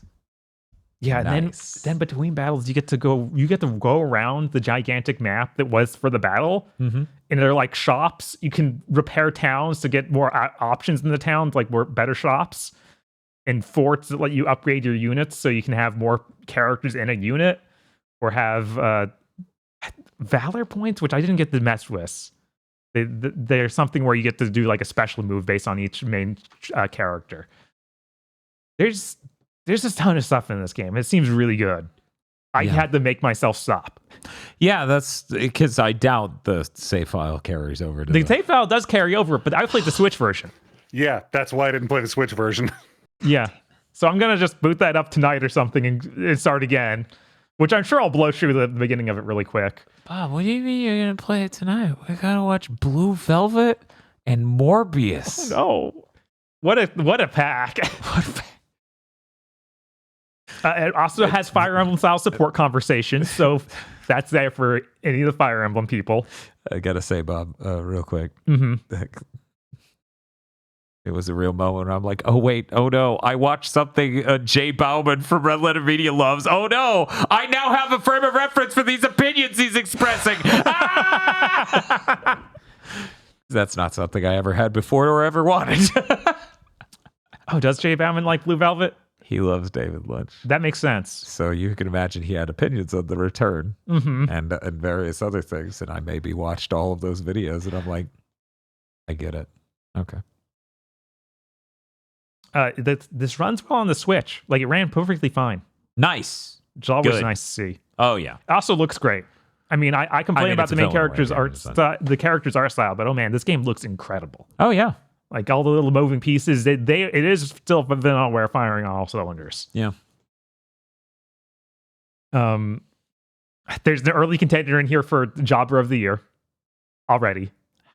He's like your best friend character, and he's Renji coded like hardcore. Oh, no. Oh, no. He's got red hair. He gets owned off screen once in chapter 1, and then he immediately is like, I'm sorry I let you down. Let me go scout ahead, and runs directly into the enemy, and then it's your tutorial on how to heal someone. Oh, I can't wait to root for this guy forever.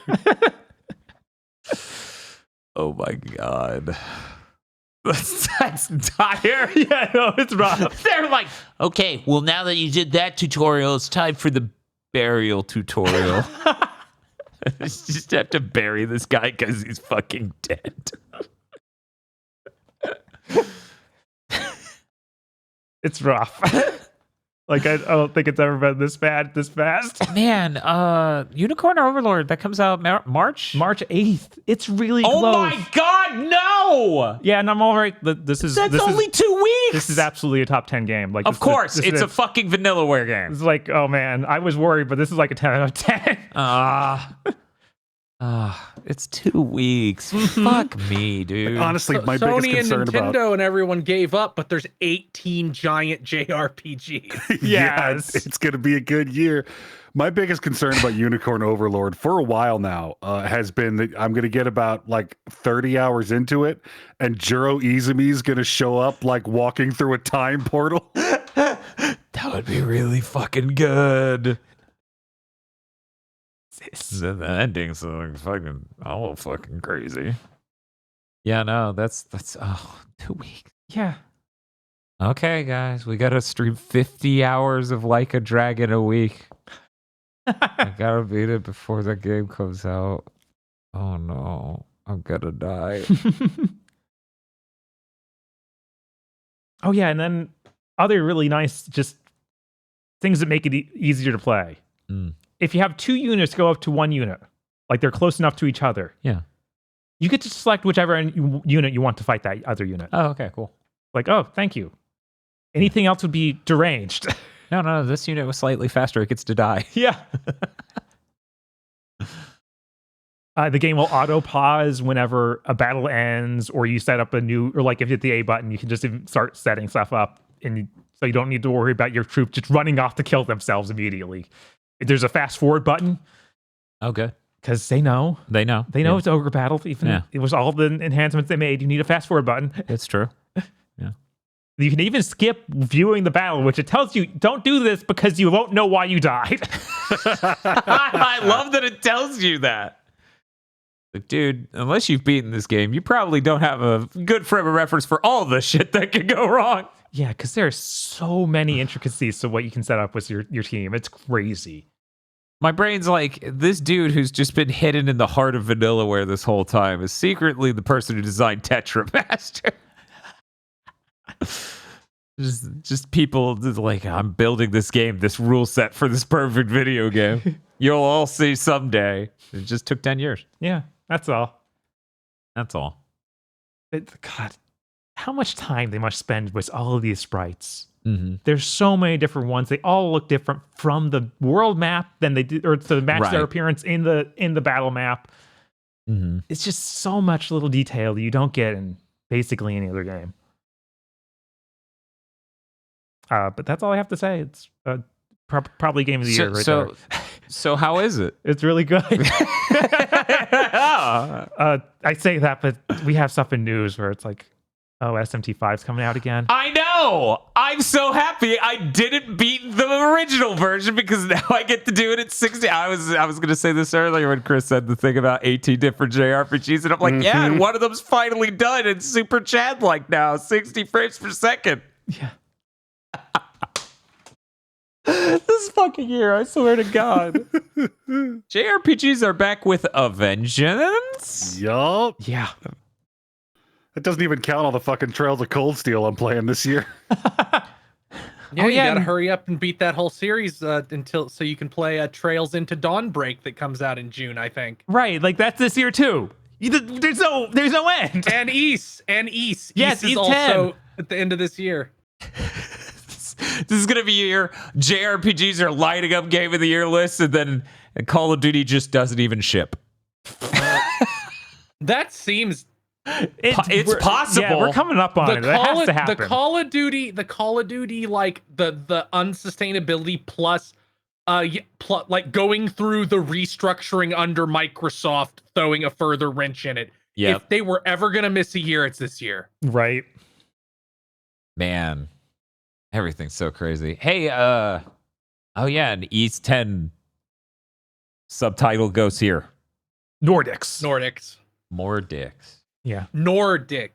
More dicks. Honest, like I feel like Call of Duty's in a really bad place because they already had multiplayer carry over 1 year. Right. So if they try to do the like, well, we won't have a campaign, it's like, why are you shipping a game?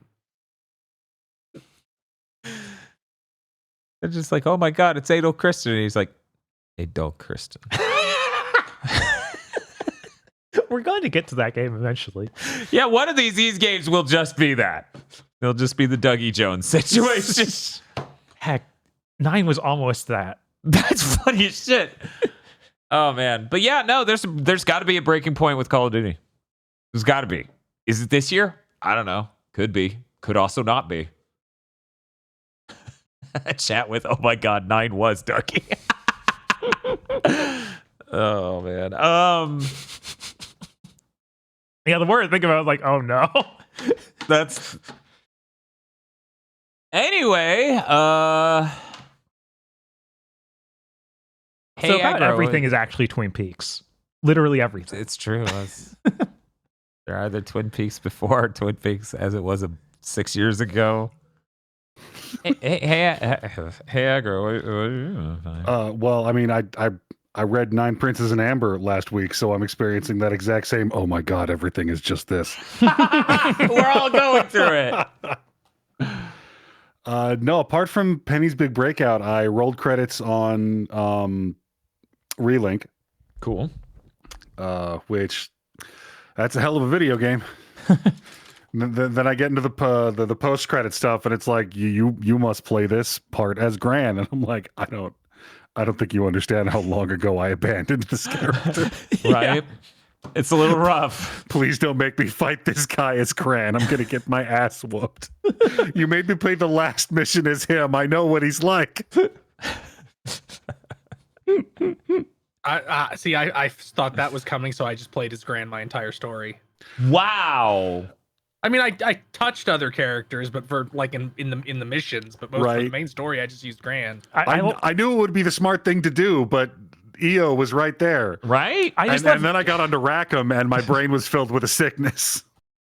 Yeah, I just left him on my party and leveled him up, but I never played as him again after those first few missions. And he's fun. Like, I don't even... Yeah, no, he's not a bad him. character. They just have so many great characters to play as with so many interesting mechanics. And one of them's Charlotta, so you gotta. You see Charlotta? You gotta. Do not misinterpret. I know there's one character I want to go in for. I do not remember his name because I didn't know shit about Granblue before this game. He's got a big axe, and from what I hear, he plays kind of like a switch axe in Monster Hunter, where you Vayne? build the axe meter.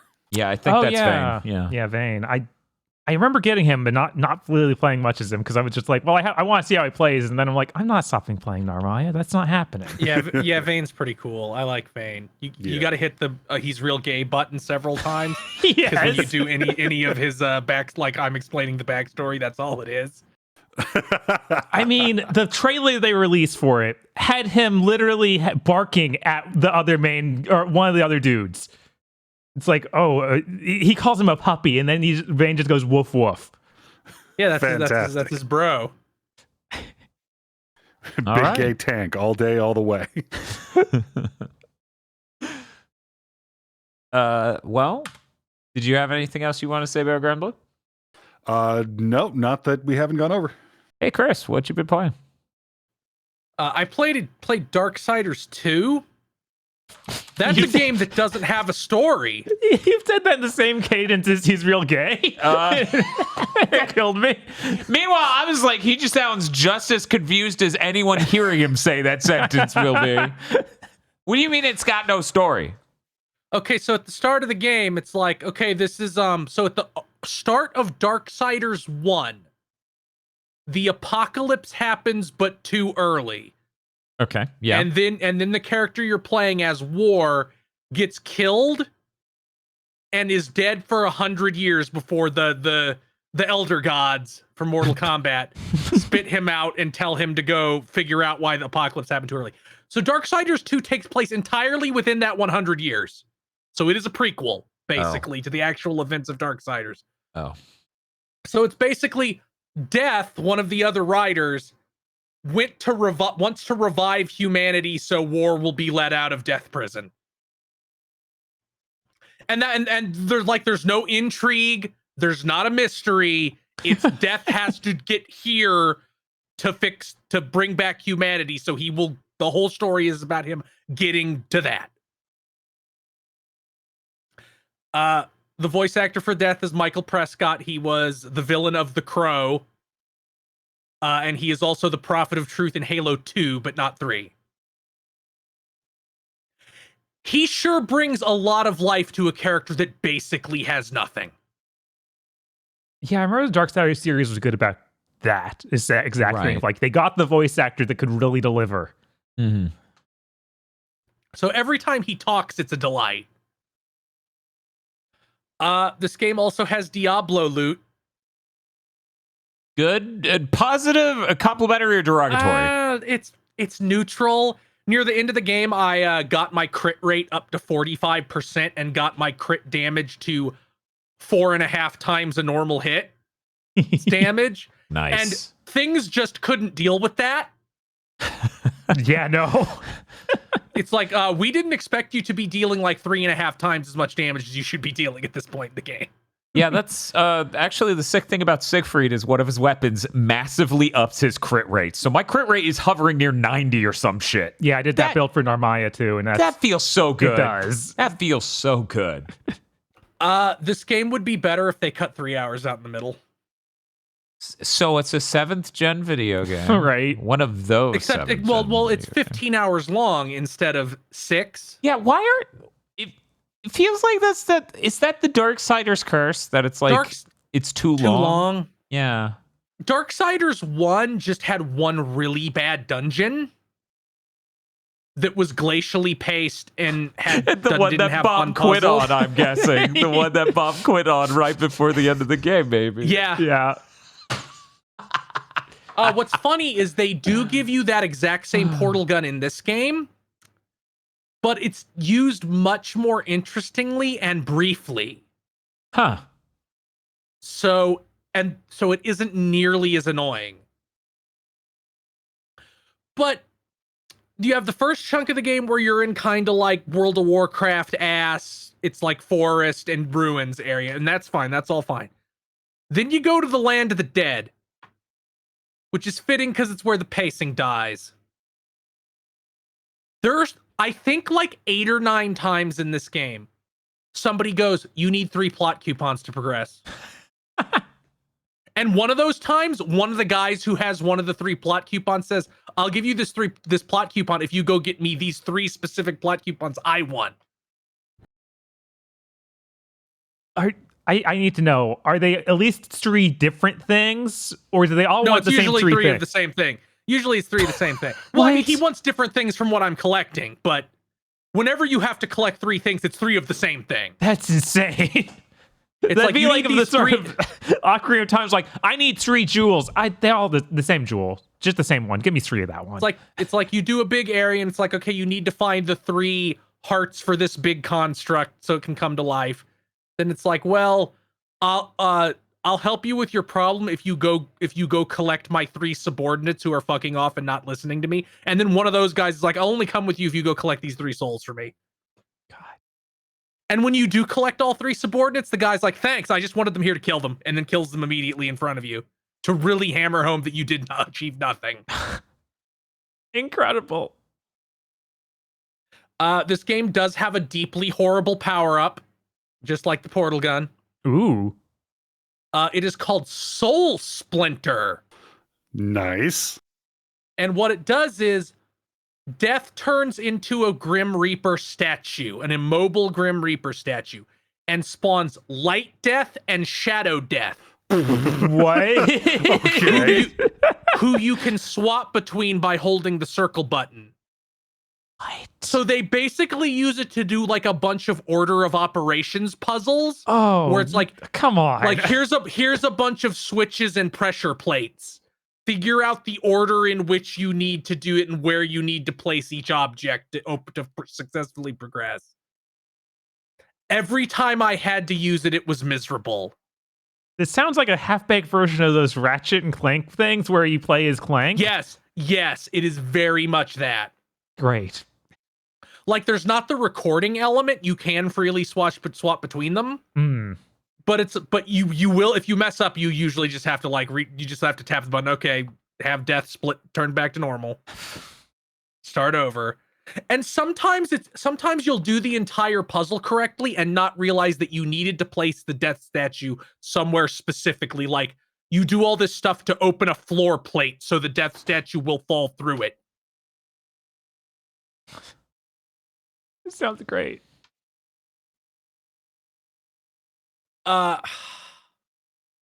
Yeah, like nothing happens in the game. Like, there isn't a story. It's like Death needs to do this thing, and at the end of the game, he does it. You know, I played the first like 4 or 5 hours of this back when it came out. Uh-huh. And I figured that something would happen eventually, but I guess I was completely wrong. Yeah, nothing happens. Nothing ever happens. You've been sitting there Crazy. going, man, I wonder what happens in that game. And it turns out nothing. Death did the thing he said he would do. He surfed. That surfed Dracula. He sure did surf. I think Death is a lot cooler than War. Yeah, that's the 'Cause he reason I has, like, wanted to play that one. It's Because he has real like cool. his super form is a big like ghost. Is like he turns into like Castlevania Death. Oh. And he has like a ghost stand that is the Grim Reaper. So you get a lot. So his like Kratos killing the boss animations are a lot cooler. But yeah, it's like, man, what a slog. So all that's left is Darksiders 3, which is also a prequel to Darksiders 1. It also takes place in that 100-year gap. Really? Yeah, because at the end of Man. Darksiders 1 is literally the big end war starting, and Death goes, no, all the writers will team up. Oh, man. That with that game that may never be made because Embracer owns the IP now. Yep. And Darksiders 3 is Dark Souls. Like, it has Dark Souls potions and but they did patch in a classic mode, which means you can jump out of your attacks now or roll out of your attacks now. It's no longer Dark Souls where you're animation locked. Oh. Yeah, what a weird idea that they would change it to that. That they thought that was core to the Dark Souls experience, and they needed to capture that in the Darksiders game. That's just such a weird idea. Well, at least it worked out for them sales-wise, right? I don't know. Maybe. No, I'm pretty sure they were pretty transparent on Darksiders 3 not selling anywhere near expectations, which bummed me out, but then I also played the game, so I understood. Right. Yeah. It did feel like a betrayal of the fan base. Yeah, that game's just weird. Yeah. I don't know. It's just weird. I'm excited for Chris to play it and tell us what he thinks. Right. If it has fewer puzzles, I'll probably like it more, because I'm sorry, Joe Mad, you can't cook Zelda puzzles for shit. It is not easy to design a good Zelda puzzle. It really isn't. And they're bad at it. Right. Yup. Like, there have been Zelda games with bad Zelda puzzles. You aren't False. going to nail it. Something in Darksiders 2 that is pretty fun, though, is the Prince of Persia style climbing. Yeah, that stuff was cool. Hey, do you know what's wild? Prince of Persia: The Sands of Time is one of the most influential games of all time, up there with Resident Evil 4 in terms of everybody just fucking stole this. Ubisoft can't make a remake of it. Yeah, isn't that weird? Isn't it weird how little they've capitalized on having done that? Meanwhile, we have how many ports of Resident Evil 4 and now a full AAA remake? Right? Yeah, they could even have just been porting it. Yeah. That game holds up. Yeah, you do both. Yeah. What are you doing? I think they ported it once and it was to 7th gen consoles. Yeah, that sounds right. Yeah. Probably only Xbox Live Arcade or something. It's on both. Okay. It came on a disc even. Oh, wow. I know. That was surprisingly self-aware of them. I don't even think it's not even Xbox back compat, I don't think. No, I don't think it is. I had to look at this stuff because Prince of Persia month, I think, was on one of our lists, or we just considered it for one of our lists. Still be really fun. Oh, yeah. No, that would rule. Yeah. I wanted to hear Because- more about the Dahaka. Yeah, we would stand alone inside.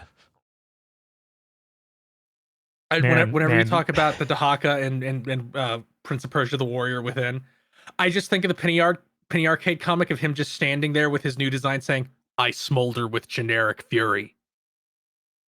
Yeah. God damn it. In my head, those Prince of Persia sequels and the Legacy of Kain Deception are the same exact game. Defiance. Yeah, the final Those are Legacy all of the Kain. sa- oh They're my all the same exact God. game. It is really funny that, like, well, here's Prince of Persia: Sands of Time. It has combat, but it's not a big part of it. Like the it's really mostly about the platforming. Then the sequel is like, he has twin blades and a grizzled beard, and we're playing Godsmack now. Yeah, I feel like you should be able to guess this based on my disinterested Jack 2. I did not play any of the Prince of Persia's past Sands of Time. Yeah, I was also very upset. Just like, you didn't get it. Oh, it's so edgy. And I'm like, no, if you made a new thing that was edgy, I would be like, okay, cool. But it I just don't sucks whenever you understand do that. I really don't get what, like, prompted that in everybody. Was it really just GTA? There was there was that, and also that was the era, right? The early to mid aughts was definitely an era of like edge. Video games were becoming more mature, is what they said while they kept making video games like that. Yeah. Yeah. It's like make incredibly immature games and say that. Okay. So this week there was a Dead Island sale on Steam. Oh no, why? Dead Island Riptide was free. I collected that, but I also bought Dead Island 1 for $1. Ooh, Wow. Or You maybe it own the was whole $2. franchise. Good stuff. no. So I played like 4 hours of Dead Island 1. Okay, how was game- Dead Island 1? You need to apologize to Dead Island 2. Oh? Dead Island 2 has mechanics. There are things you do, like you have to find the batteries and put them in things so doors open. None of that shit's in Dead Island 1. Well, it sounds like a better game because every time I wanted to do that, it sucked. Because everything Dead was too Island dark. 1 is Dead Island 1 is, what if we made a game that was just Fallout 3's melee combat and it had nothing else in it? It's pretty rough. It is pretty interesting. Redfall was seemingly trying to copy Dead Island 1. Because they both even kind of start the same, where you clear out like a police, like a rescue station to be and that's now your base. By the way, you can drive cars in Dead Island. It's true. Yeah. You can't drive cars in Redfall. No. Nope. But driving cars in Dead Island is what Atomic Heart made me think of when it had me drive cars. That they're very linear. And Yes, they do. Yeah, you get it now. He gets it now. Dead Island 2 didn't have driving cars, did it?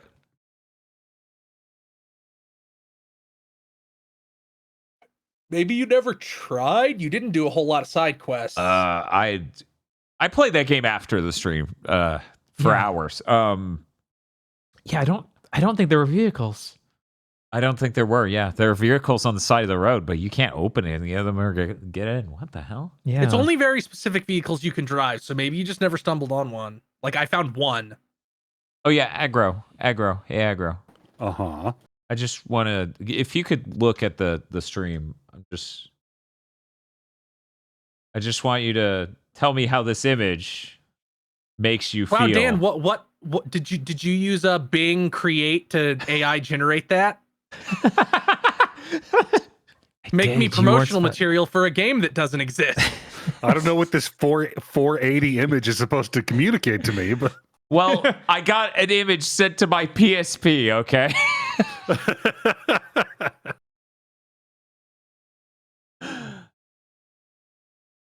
Oh man, I should buy a month of Game Pass so I can play Dead Island 2. Sure. Yeah, you know what? I also started my Final Fantasy VII Remake Intergrade playthrough in preparation for Rebirth. Man, that game's really nice in a really high resolution at 60 frames a second without temporal AA smashing it into mush. Yeah. Yeah. I can't wait for direct comparisons to kind of make Rebirth maybe look lame on that front. I do wonder. I wonder if you're looking at the same thing from both games, how it holds up. Like, you look at Aerith in both or something. Oh, okay. I was like, you probably won't have any of the same locations, but no. I feel like the models will probably look better in Rebirth, but like the overall experience, it'll look mushy and soft because of the temporal AA. I think Rebirth is definitely going to be better than Remake because they're not they're not expanding 4 hours into 30. Mm-hmm. Because even like I completely forgot like hour to 90-minute long chunks of this game because they were just we need more thing and we need more stuff in here. Yeah. If you go back and listen to the Spoilercaster review on it, I was cracking up over how much it was like. Well, what if you were in the sewer for an hour and a half? Yeah. What if when you get off the train and it's like two screens to the Mako reactor? What if it was 2.5 hours of dungeon? Right. What if it was 2.5 hours and it was like swings? There you go, Scoob. When Cloud is escaping from the first reactor in the very start of the game and he runs into troops and jumps onto a train and that's like 2 seconds in one screen. What if that was like 30 to 40 minutes of game? Mm-hmm. Yeah. No, it's filled with that. It won't have that problem because at the very least with a world map, they can insert things more gracefully than you can in like a completely linear set PC section of a game. Yeah, they also, like, I was looking at IGN put up an article about all our people who work here put up their playtimes. Uh-huh. One of them was like, yeah, I just went straight through the story and it was 33 hours. I was like, oh, maybe there's some fat cut.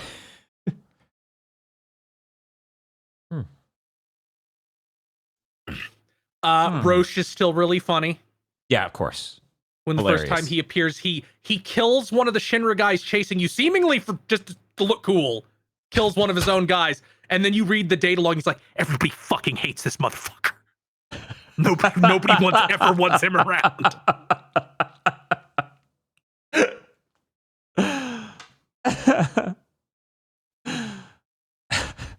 A friend just gave me some basic bullet points on things to keep in mind while playing it this time, and I'm having a lot more fun than I did the first time. Where they're like, no, for the combat. Mm-hmm. Where it's like, no, your dodge is worthless. It has no iframes. That you're not supposed to use it to dodge. blocking is how you mitigate damage in this game. And then they were like, here's like the 3 big ways you put enemies in a pressure state, which for some reason even the assess materia is coy about. When that should be the fucking Right, yeah, that should just spell it out. I mean, I had people say they should have just included the Doom Eternal tutorials in 7 Remake, and I kind of agree. That would Like be they just should crazy. Like they just should have flat out told you how to play this game. Because I feel like the game is too easy to be so cryptic. Because there was a lot of points in 7 Remake where I slogged through a fight, clearly not understanding what I should be doing, but it wasn't hard enough to kill me. Right. So instead, it just felt bad. Yeah. Whereas if it had been hard enough to kill me and forced me to learn the fight, I would have got the triumphant moment when I executed properly. And I think when people talk about difficulty in games, they kind of leave that sort of situation out where it feels bad to be performing badly in a game and not know what you're missing, but the game keeps letting you progress anyway. You say that, but that's the number one thing you can do to raise your Metacritic score. Right. If you kill someone, you will drive your Metacritic score down. That drives me insane. Me too. Yep. I'd prefer there be a moment where I come to terms with what the game wants and then better myself in the way I'm playing it in order to more fully get the vision, right? But as like blocking is your main method of avoiding damage, dodging is really just to get out of AoEs that are happening because there's no iframes on it. You can't dodge through things. Although apparently you can in 7 Rebirth. In Rebirth, they added iframes to it. They also added a perfect guard. Oh, well, that's cool. But I think that was from the Intergrade DLC. Yeah, but that means I'm definitely not playing in quality mode. In fact, the time of fucking perfect guard? Right. Jesus. You should be swapping characters constantly, like every second, because they build ATB a lot faster if you're controlling them. Mm-hmm. And enemies are programmed to prioritize the character The person you're controlling. possessing, yes. Yeah. It's called the third birthday system. They know who you are. And that made like the relatively tanky enemies that have the explosive tank on their back a lot easier to deal with. Well, it's like, well, I'll just get them to target me, then switch to the person directly behind them and pound their ass. Mm-hmm. Yeah. So I'm having a lot more fun with the combat. I still really don't like Shinra blowing up the first reactor for you. I'm not even opposed to the story element of it. I think the cutscene where the guns pop out and shoot lasers through the Mako reactor to make it explode real big is really lame, and they probably should have just kept that hidden until the point where Shinra comes and mocks you personally through the hologram. Like, I have more of a problem with the execution than the idea behind it. Right. Started pouring rain over here. That's why you saw me and Bob go at the same time. Anyway, continue. I kind of think Aerith is the Aerith from the first game. Mm-hmm. Because Cloud doesn't see the ghosts until she touches him. Yeah, I mean, we talked about this stuff when it came out, and also it's probably like in the spoiler cache and and game premonitions and stuff. Yeah, probably that was 4 years ago, so right. It's gone now. It's all gone. It's okay. We also touched on it a bit, the premonitions for Rebirth. So yeah, when Cloud gets pregnant. Yeah. You're all gonna be fucking sorry. You know, if you're a patron, you need to listen to those extras because you do. Yes, I'm starting to maybe be a little bit more committed to that idea that was in the extras. Yeah, that's where we put the good stuff. Yeah, it's true. I don't know how they made Aerith so pretty. They must have sacrificed a real human being. The soul's there must just be a trapped stone in there. slab in the basement of. And Nomura had like the silver dagger and the copper bowl. I'm pretty sure that's how all modern game development works nowadays, right? Yeah, pretty much. Yeah. Something about Unreal Engine. It is funny because I'm sure that on PS4 it was just 1080p, Mm-hmm. maybe lower sometimes. In 4K, you could really see this wasn't as expensive as AAA Sony game. Yeah, Like yeah, a lot yeah. of the parts, like a lot of the geometry is less detailed. Like a lot of textures aren't hugely detailed, or they're just flat textures because Mhm. you wouldn't notice that there's not detail in 1080p, and you kind of can in 4K. And I'm like, yes, good. I think this game is the nicest any video game should ever look. No, I agree with that.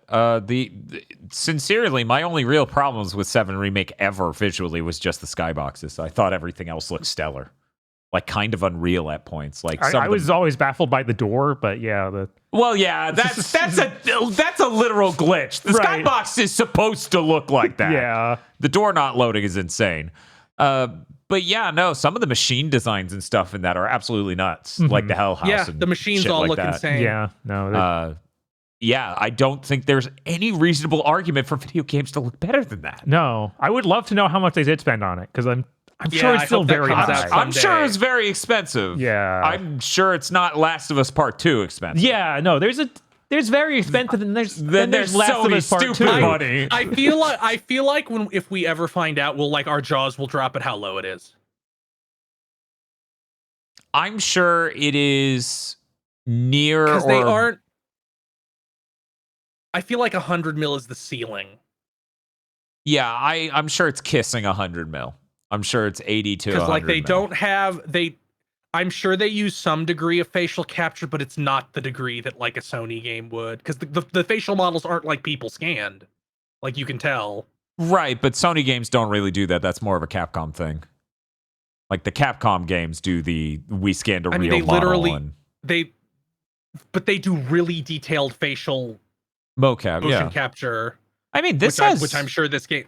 This game has a lot of granularity of facial expressions that show, like, you know. I don't know. I don't know if it's the deal of like we had to completely change the way Peter Parker's face looked to make him look more like Yuri Lowenthal.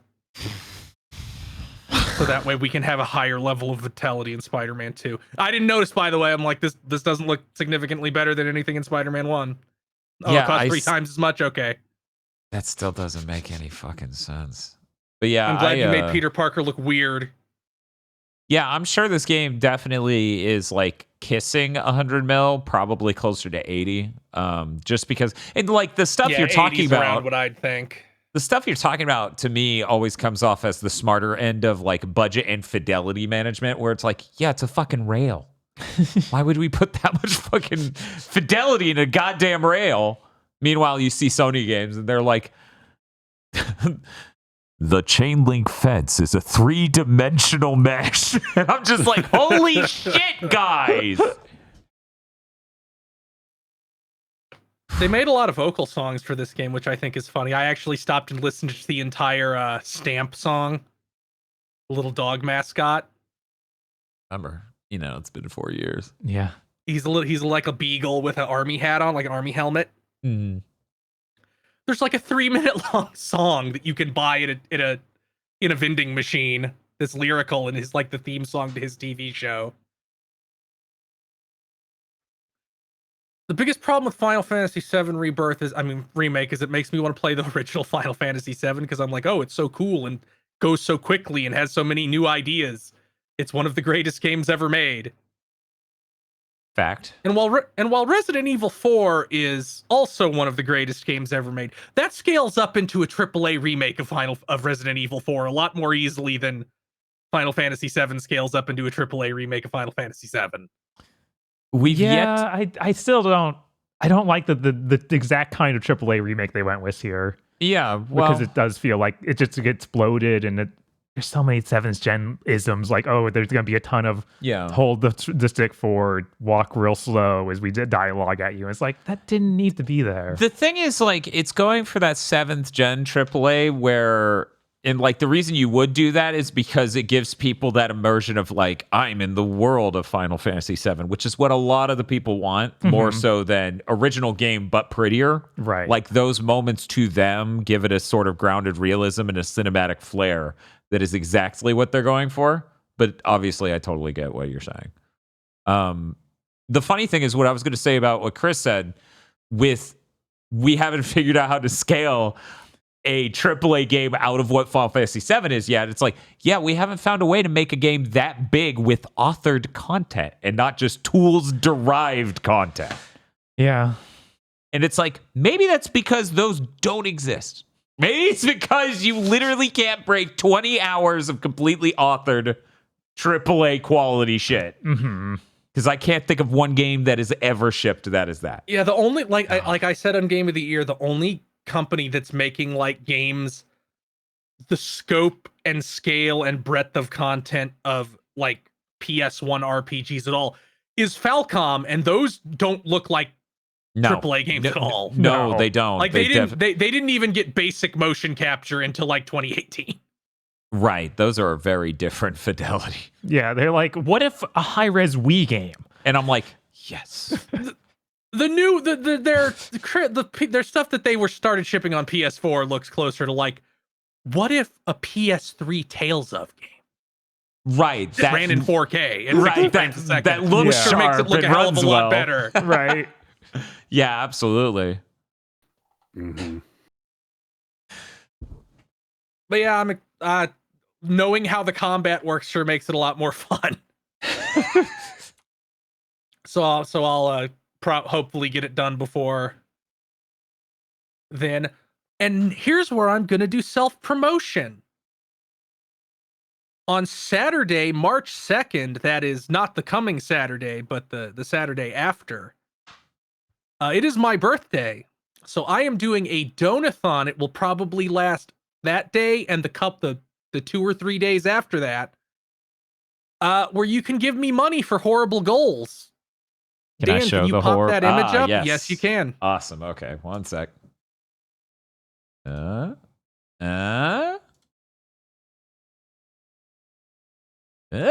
There we go. So these are my goals. You know, I will count subs. I'll have a sub counter. There's no fucking timer.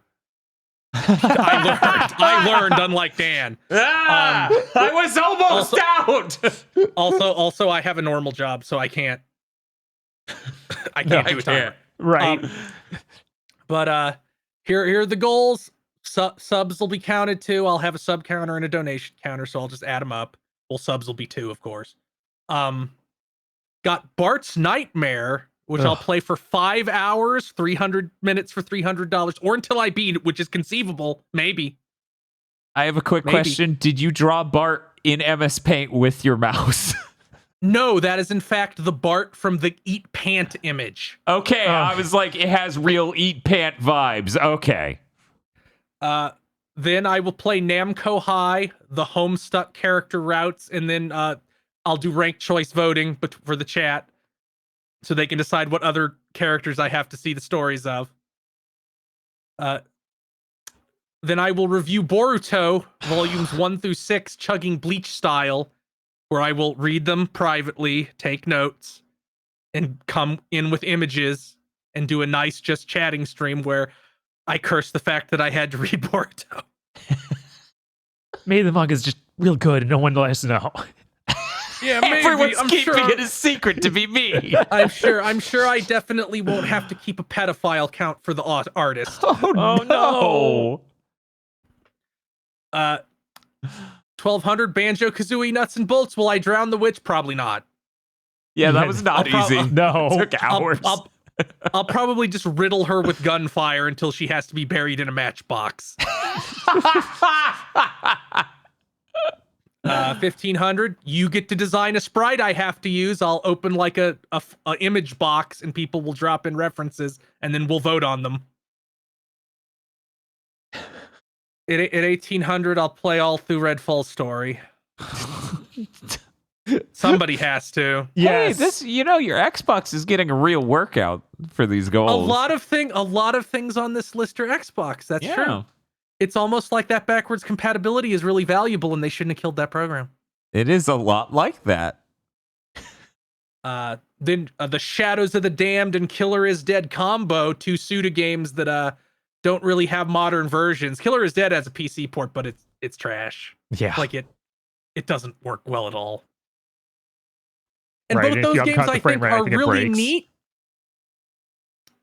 2400 Pro Final Fantasy VIII Returns. A couple years ago, I was doing streams where I showed you how to snap Final Fantasy VIII open and, massively overpower yourself. And then they updated the game for the first time in like 4 years and broke all my mods, and it wouldn't even boot anymore.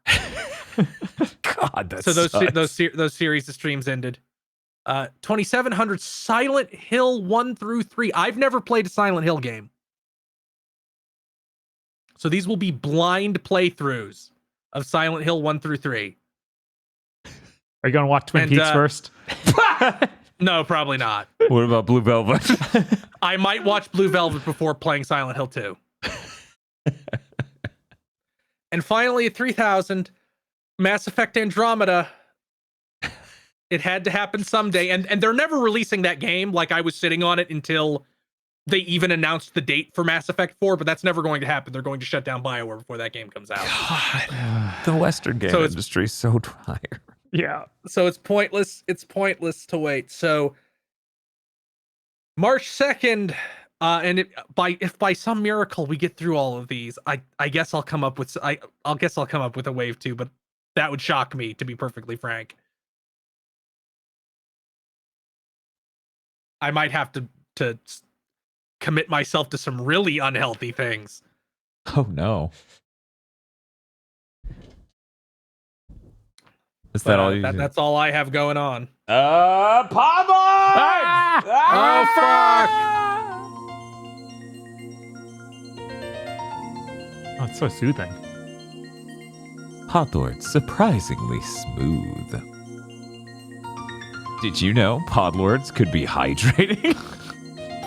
Oh.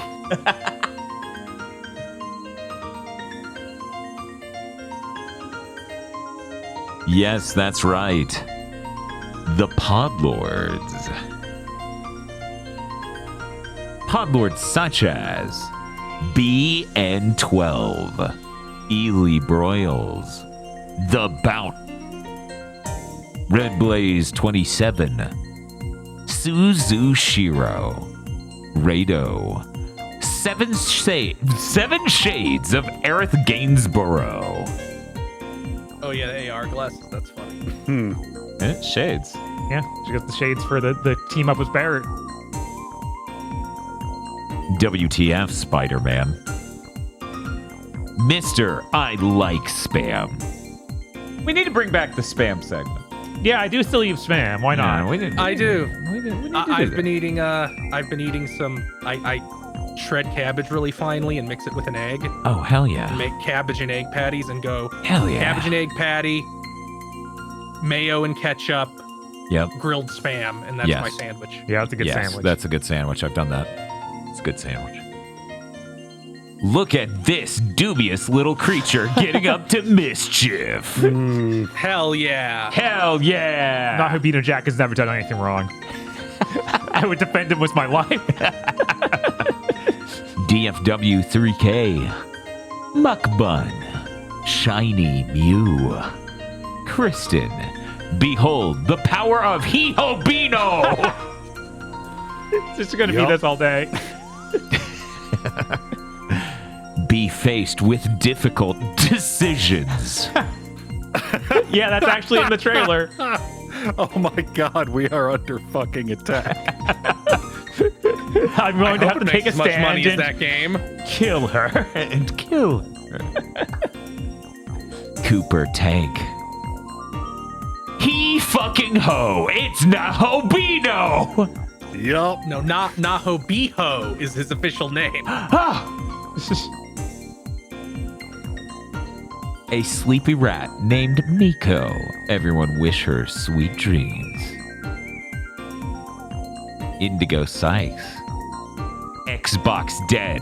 PlayStation has no plan. Are you ready for the year of Nintendo? Oh no! Yeah, we're sure fucked. Yeah. I am absolutely loving these insane revivals of niche as hell series coming back from the dead. Yeah, that was so funny. I saw that and I was like, I'm still waking up. Like, this is the first thing I did when I wake up was watch this Nintendo Direct. And I'm like, am I misconnecting neurons in my brain, or is that really the game I'm thinking of again? Right, it was like, did that not even come to the States? Oh, it did. Okay. did. It did. All right. Yeah, it was real. I'm not dead. All right. A raccoon. How do you get your vents? Ugh. Shinji 16 and nothing you should worry about would like to remind you that you matter, you are valid, and you deserve to be happy. I thought this would somehow have a Nahabino edit. Again. No, not this time. Not this time. After replaying Final Fantasy VII Remake again, Apple Gothic is upset they only have enough for one AAA RPG until June. And imagine, what a weird year that you have like 5 to choose from. Yeah. The Super Mim. Hilo ho! My name's Foul Jinkari ho! Let's get a good plan. He going. I don't know why I thought it wasn't going to happen. No. I thought surely they've moved on to this new thing. Sarlene. Penny's Big Breakaway. At this time of year, at this time of day, Shadow Drop during a Nintendo Direct? Yes, Maybe they shouldn't have unfortunately. shadow dropped it based on what Bob was saying.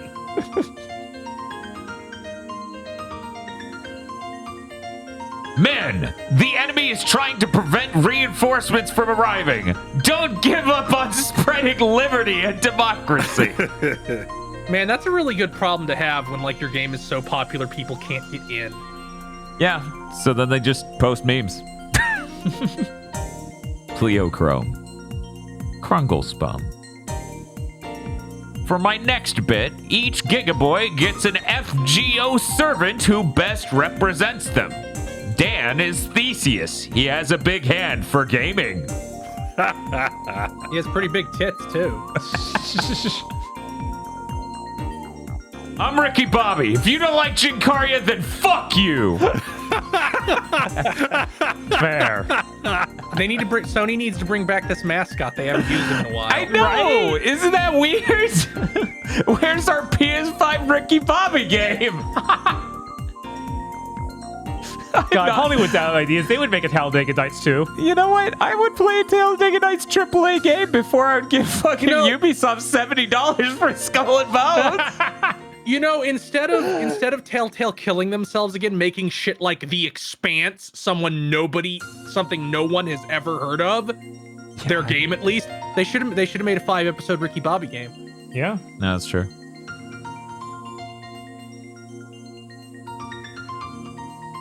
New York Times posting a "Will they kill Aerith" article on their front page. Sure feels like a punch to the nose. It is weird how big games are now. Nahobino celebrating getting off the Switch by getting ready to hit the pole. Also, wood. Couldn't come up with a bit. Suffer the face. No. Come on. Oh, we reap what we sowed. The more I see it, the less I like it. Siegfried. Pretty cool. Doesn't look like the Siegfried in Grand Blue, though. I know, right? Out of bleach gags, so I'm just gonna have you read Yu-Gi-Oh card names. Hot Red Dragon Archfiend Bane. And do you like well-written historical fiction? Then Pentiment is for you. It also has cute marginalia animals. Ooh. Aggro is pre-ordering this second. Yeah, no, I don't wait, even it's remember out. what that game was like. I just remember what it looked like, and I'm buying it. Thank you very much to our pod lords. Thank you, Thank you, Lord. Podlord. No. God. No. And if you'd like to become a Podlord, you can go to our Patreon at patreon.com/gbpodcast. For as little as $5 a month, you get access to many benefits, such as early access to Chugging, Bleach, and Pokemon Go to the Movies, our 2 monthly anime review podcasts. You also get extended content for other shows we do, such as an extended gamer premonitions for Final Fantasy VII Rebirth. There's some good stuff in there, including a premonition from me that I'm starting to believe is actually what they're going to go with. You also get to fund a show one a month, either a public show where we watch a horrible thing, and then you get a commentary track on the Patreon, or a good thing that you get to vote on that we then talk about in a private show on the Patreon. You also get a movie called Isolation 119 about a man getting a tax write-off. This is not a joke. It is a full movie. It is, around 80 minutes long. It has a plot. It was shot on camera. The actors read their Sam lines is in it. into the camera, and then they use that take instead of dubbing it over in post. There are some VFX shots that look bad, but marginally better than the ones in Madam Web. All this and more at patreon.com/GB podcast. And if you don't have any money, it always helps immensely to tell your friends. Rate us on Thursdays. Rate us with a T on your podcast app of choice. And like, comment, and subscribe on YouTube if you're listening that way right now. That's patreon.com/GB podcasts. And you're going to want that soon. We got stuff coming. Speaking of stuff, let's talk about the news. Right after we finished Big Think Dimension last week, maybe 12 hours at most afterward, they're like, hey, insider analyst says Nintendo Switch is delayed to Q1 next year. Yeah. Fuck you, it's 2024. Yeah, they're not... This game of the year is going to be bizarre from the journalist angle, because there doesn't seem like, unless Ubisoft is more together than every bit of evidence given in the past several years and actually ships that Star Wars shit or Assassin's Creed, there's not going to be some giant AAA Western game. Yeah, they're going to be so confused. They'll have to play an RPG. What is Final Fantasy? Is Rebirth just going to win Game of the Year in a walk? Probably. I don't know what else is. Yeah, that's already reviewing insanely well. And it's really expensive high-end video game, very pretty. Right. It's going to be crazy if the VGAs is our Game of the Year candidates are Final Fantasy VII Rebirth, Rise of the Ronin, Dragon's Dogma 2, Persona 3 Reload, Like a Dragon Infinite Wealth. And I'm sure there's some shit that comes out later this year that'll be up. They will put Helldivers on that list before they allow more than one JRPG. No, it's true. Also, I have seen dangerously likely. I've seen a lot of people being like, Helldivers 2 is a real Game of the Year candidate, and I love Helldivers, but that is weird to me. It's weird. Say that again in October. Right. Say that again in October. Yeah, that's... Yeah, and especially where it's the beginning of the year here, and it's a multiplayer focused thing. And it's a multiplayer focused thing. It's going to, by October, be pretty tarnished with people, I feel. Maybe, yeah. I think Overwatch not tarnished, got but the luster will wear off and it'll right. Yeah, exactly. Yeah. The honeymoon will be over in some sense. Right. It feels like there's no world where we repeat the giant bomb Game of the Year where they gave it to PUBG. Yeah. I feel like there's no way that's happening again. But it's worth noting the multiple different sources were saying apparently Nintendo first-party software lineup not being where they want it to be is why it was delayed. Not a hardware thing, not a supply thing. Apparently that. So they're dragging all the third parties that have these exclusives locked up with them into Q1 next year. That's very funny. Here's what I'm scared. What non-exclusive will be delayed because they want to launch it with the Switch 2? Will Visions of Mana be delayed because Square wants that to ship on the Switch 2? No. Dragon Quest 3 HD 2D is absolutely, if that's multi-plat. Yeah, we're not seeing any Dragon Quest shit until Yeah. until the Switch, but there's all these games later this year like that Dragon Ball Sparking thing. Will they hold back on that 4 months until the Switch 2? Do you reckon they would? They'd rather delay it to launch on the Switch 2 rather than maybe get a double dip when the Switch 2 launches?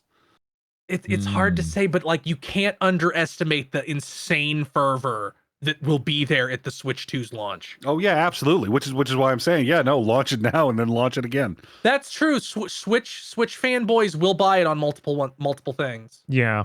You could even launch it on Switch 1, they do it again. Three times? Yeah. They would buy Switch 2 version, then the Switch 1 version. Like that completely embarrassing version of Street Fighter 2 sold like 1 million copies on the Switch because it was a launch title. Mm-hmm. People do not understand the level of fucked Sony and Microsoft are next year.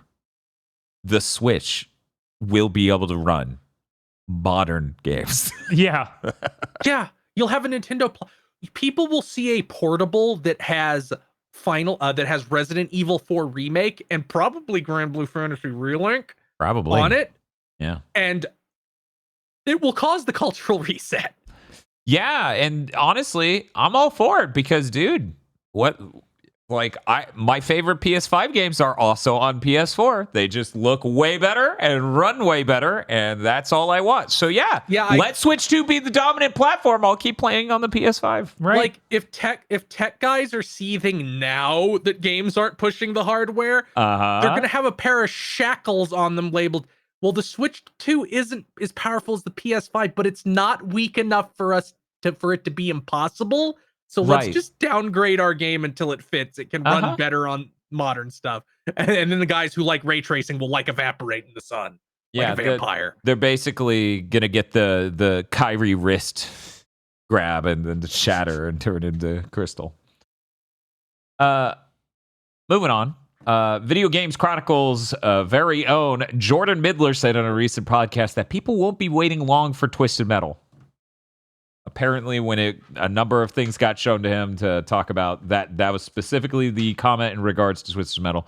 The latest leaks say it's going to be PC and PS5 simultaneous, and it's going to have VR support at launch. As I said earlier in the podcast, if this ends up anywhere near as successful as Helldivers 2, I'm going to have to eat a lot of crow. In regards to Jim Ryan's plan to make 12 live service games. Luckily, not that much because another one will ship at some point and completely bomb. That is just how that works. Sony said some remarks about bringing support for PSVR 2 to PC this year. I will read the direct quote. We are currently testing the ability for PSVR 2 players to access additional games on PC to offer even more game variety in addition to PSVR 2 titles available through the PS5. That is absolutely just going to be some Steam Link support, just like it exists on the MetaQuest and other things. This isn't a bad thing, though. I can genuinely imagine that it's not the worst case scenario to do something like that. So what will likely happen? Speculation. You'll have your PS5 hooked up to your PSVR 2. You'll boot a Steam Link app. It'll connect to your PC over Ethernet, or if you're feeling frisky, use Wi-Fi. And that should simplify the handshake stuff. Honestly, the MetaQuest 2 was fine when it worked for me. It was okay, but the MetaQuest 2 headset isn't great. The comfort isn't great. The feature set isn't great. And it doesn't have OLED screens in it. If I can get the handshake to work every time and have that comfort level of the PSVR 2 and those controllers, yeah, this seems like a really great system. I'm totally down for this. Yeah, that really specific phrasing of access additional games makes something like just enabling Steam Link a lot more likely than, no, yeah, we just let you plug it in. We made a driver. Yeah, that would be a nightmare even for Sony to do, it turns out.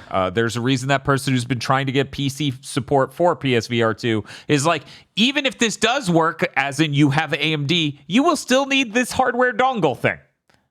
So it's likely Sony will just use the Steam Link app. I honestly think that's not a bad situation because if Sony makes an app to hook to Steam Link, it will fucking work. Unlike the MetaQuest, where it only worked some of the time. Like, I cannot boot Pistol Whip at all on the wireless Steam Link via the Steam Link app on the MetaQuest.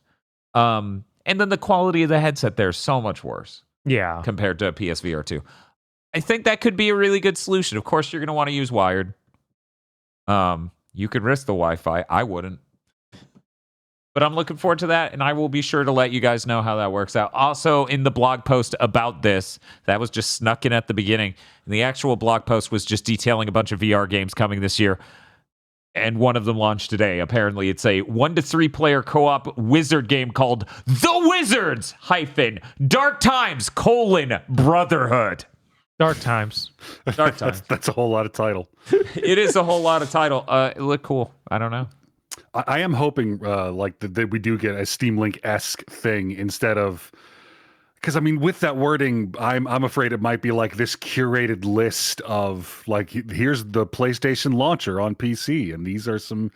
This is the list of PC games you get to play because we vetted them. We hard coded the game to have the driver for the headset, and I'm like, 1, amazed you could even do that. Right. 2, fuck you.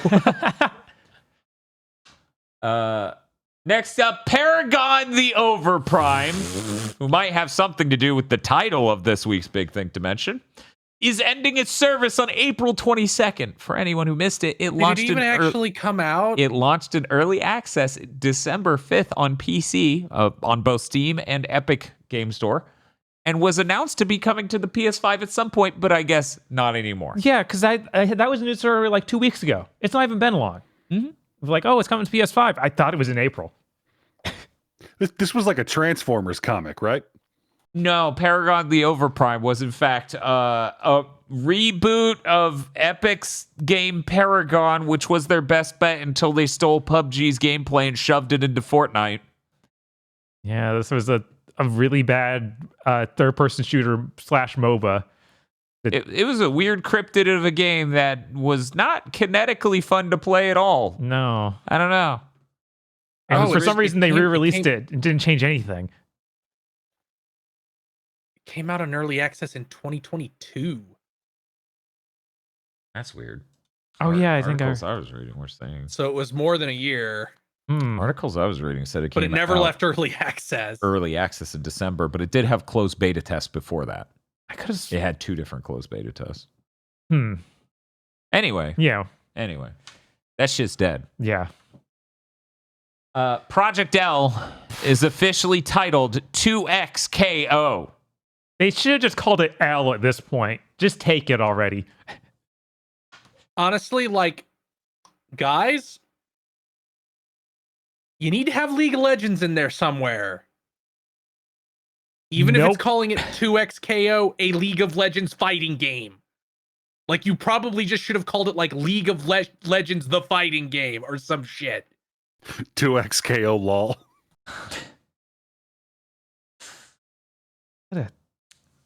I even sat there like, maybe they want you to say it like 20XD6. 20XD Co. Yeah, but then no, the official like guys tweeting about it have how you like spell it out. It is 2XKO. 2XD RAR. Yeah. It's a pretty. I can't wait until there's annoying discourse about like, yeah, nobody's calling it that. Everybody's just calling it Project L. Or the League of Legends fighting game. Yeah. We go next to Chris for news. Hey, Chris. What's up? So we got some details on Sega reviving their old IPs. We sure did. Specifically Crazy Taxi and Jet Set Radio. Oops, all service games. Oh. No. But at least these are coming with modern remakes.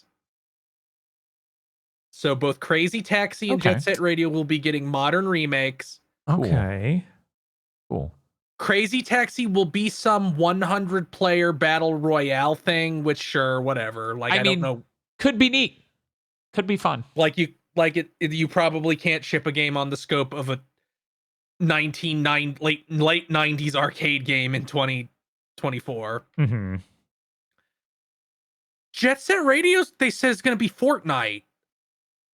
Like it's going to have guns and exploration and was directly compared to Fortnite. And apparently like Sega leadership really wants a service game. Is it going to have building? Did that come out? It did not come out that they have building. They compared it to Fortnite with like you're shooting guys. Why are you shooting guys? That seems just completely wrong. That's the only type of game people know how to make now. When I heard the thing of it being like Fortnite, I never assumed the shooting part. I could even see the building because build your own skate park makes sense. Yeah, but I assume the Crazy Taxi thing will do fine, and that Jet Set Radio thing will not. Right, yeah. I'm really glad that the Shopee one was literally shown as the 2D game. It's like, yeah, that can't be a service game. That's just Like, hey, Sega, do you realize that Jet Set Radio's not that popular? Like, it's not popular on the level you can turn it into Fortnite. They Are probably you looked deranged? at Splatoon and they're like, well, Splatoon's popular. This is like Splatoon. And I'm like, yes, but there's no twist. they could also be looking at like, well, Fortnite is a popular shooter and it's cartoony. We have our own cartoony IP called Jet Set Radio. We have our own cartoony IP called Cell Damage. I am being told we do not own Cell Damage. Well, Jet Set, get in the chamber. Who the fuck made Cell Damage? And that was Sega didn't even publish Cell Damage. no, Electronic they Arts didn't. did. that was my favorite segment of Big Thing. You I can reference a play game that everyone memory hold. You can play Cell Damage on modern platforms? You can. Yes, you can. Oh my god. Who Yep. did make Cell Damage now that we're looking at this? Yeah, I don't know who the dev Pseudo is. Interactive. They became Drinkbox, the developers Yes, of Guacamelee. What? Uh-huh. And then they came back in 2021. But they haven't made anything yet. Mm. Oh yeah. So who knows? Gigantic, 1 week after we talked about it, Gigantic Rampage Edition has been brought up again. Wow, it'd be terrible if we just had news about another revival of an old service game shutting down Yeah. in this very same episode as we announced this. It has a beta on Steam. I think it's up right now. In And fact, I like- think it closes halfway through tomorrow. And this is like something I guess you can go and play as a normal person. On Steam, right? I think. And not be held at gunpoint to not talk about this thing you played that hopefully will allow a game to come back. Cool. Maybe I'll do this. Maybe I'll find time. Because I'm curious. it might disappear Probably- again, and I'd like to have played it. Right? Apparently you have to request access, and since it's already going right now, it's probably not gonna happen. Why are they like this? Well, maybe it'll actually and come it out. It comes out for real April 9th. It's worth noting you that think it comes out April 9th. it's worth noting that this is Gearbox Publishing, so it's Embracer, so it really feels like Embracer's like, what can we bring back? We're that far gone. Holy shit. Oh, yeah, that reminds me. We didn't put in news, but apparently Randy Pitchford alluded to them working on a Borderlands 4 in some Of course, interview. that game's really Yeah. successful. And all I can Why think of wouldn't is they? like, yeah, you are for now. You're going to be closed before that ships, dude. Don't just... I feel like there's no way. somebody like will buy Gearbox from Right. Embracer. Oh, before yeah. that they'll happens. divest from Embracer before they go down. Worth noting, though, they told us pretty early in the 8th gen that they were making Borderlands 3, and it still took for fucking ever. Yeah. Because they were too busy making hype games like Battleborn. But now we got the trailer for the Borderlands movie, so obviously Borderlands stock's going Did way you watch up. that trailer? Yeah. I didn't watch that trailer. I thought it Man, looked is- fine, actually, for a Borderlands movie. Yeah. Movies that are in post-production for 3 years and have extensive reshooting without the director there, and the writer also has his name taken off the script because it changed so much.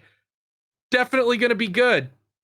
Writer has his name taken off the script and then said, I never worked on it. I don't know what you're talking about. Leave me alone. I own a gun.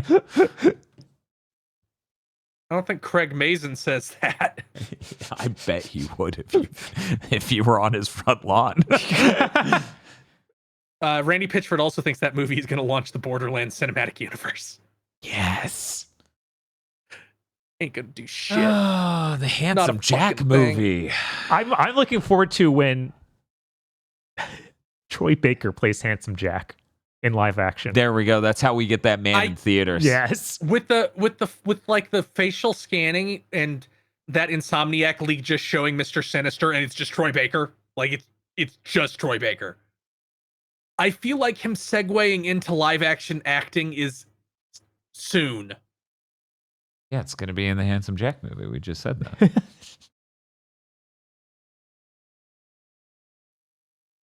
So Jim Ryan gave some fucking quotes about his favorite PlayStation games. He gave he gave one from each PlayStation. Okay. All right. So I'm going to read a couple of them. Okay, I didn't just to be clear, I didn't read this at all because I knew it would make its way to Big Think. Because people said they were fucking weird. Yeah. PS1 Ridge Racer. Okay. And most people were like, wow, this is a really different and fun and enjoyable game to play. It set the standard for much of what was to follow in that generation. Okay, yeah. PS2 Grand Theft Auto 3. That was such a transformative title for that generation and a cultural moment. It's had a huge and lasting impact on the gaming industry and PlayStation. Okay, before we continue, are all of these going to be launch era racing games? No. Okay. Uncharted 1. Okay. Technology at this point was starting to enable storytelling and narrative and emotion in a different way from anything that had been possible hitherto. I'm very proud it came from our own studio, Naughty Dog. What a organic and natural way to... Yeah, this is when they start going off the deep end. PS4 Spider-Man. That game was so amazing and seemed to resonate so well with the PlayStation community. It set us up for takeoff in the second half of what was a successful cycle. Okay. God of War Ragnarok is PS5. First of all, that's not a fucking PS5 game, Jim. You could have picked one of the games that were exclusive to PS5. No. I know you didn't have very many. No. But no. What is he going to choose? could've. The Last of Us Part 1? It's obviously a wonderful game and was wonderfully critiqued, but it coincided with the time that we were finally able to start building enough PS5s. Things snowballed in a beautiful way. Did ChatGPT write these? One second. Did you just say it's such a beautiful game and it was so beautifully critiqued? Wonderful game and wonderfully critiqued. What does that mean? Wait, what? Critics loved It means it. ChatGPT wrote these. I mean, that too. I'm sorry. I don't know what that could mean. Aggro, Like, am I it's- illiterate? What could that mean? Like, I don't... Yeah, It reviewed was well. He just said it reviewed well. stupidly. That's That's... Yeah. it was wonderfully critiqued. Yeah, no, like that's not the best construction of that sentence. It's not all the way right, but it's not wrong enough to be incorrect. But the weird thing for me, when you say something was wonderfully critiqued, that sounds like you're complimenting the critique of it, not It does. the thing. Well, see, that's because it wasn't a person who wrote this. It was either ChatGPT or CEO. Or Jim So- Ryan. Right. Like, it's so insane to write this and not actually say a single thing about any of the games. It was so well consumed. Yeah, all of these are like, how good did it do marketing wise for Right, us? and And- Spider-Man's Like, if he the one wrote that hit me the these- worst. He has not played a single one of them. yeah, no, he might have played Ridge Racer once. Maybe. And That's same it. for Gran Turismo. That's why I thought they were all going to be launch era racing games. Wasn't the because second one Grand Theft Auto 3? No, it was Gran Turismo. Yeah, it was Grand Theft Auto 3. Oh, okay. So yeah, I guess Ridge Racer is the only one that it seemed like something he actually. Yeah. Yeah. Okay. All right. And the Felix the Cat collection comes out March 10th. That's the NES game and the Game Boy game. That's it. Yeah. We just thought we would touch on this one again, so that way, Xbox journalists can hear this podcast and check if it's coming to Xbox and get mad if it's not. Oh man, they got to look out. I think I have some really small games that aren't coming to Xbox on my list. It is not coming to Xbox according to this Gamatsu article. Time to get mad. I swear to God, a new Thor High Heels video, which, by the way, the executive producer of Thor High Heels videos, you should watch Thor High Heels videos. He played he was playing the Inspector Gadget game that came out. Yeah. What? Yeah. Why would we know? Yeah, it came It's an out last Inspector year. Gadget game. We have a thing called flop slop technology. I know one good reason we should know. Jesus. The fucking Felix the Cat fans on Xbox are dead in the streets. Yeah, this thing has Yeah, I'm sure two they- I'm games sure they in it. know That's what not those a games is. that's Yeah, not a that's not fucking collection. If I have 2 sodas in my fucking fridge and I go, check out my soda collection, you would assume that was sarcasm and irony.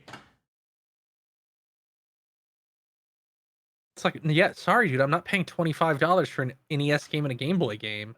Yeah, that's insane. that are bad licensed games of all things. Like what? No, the Felix the Cat game's pretty all right. Yeah, I Okay. hear that's Like- actually solid. That's like on the level of the of like the not quite the level of like the Capcom Disney things, but it's up Right. there. Are Yeah. these this is using the Carbon engine from Limited Run, right? Yeah. Yes.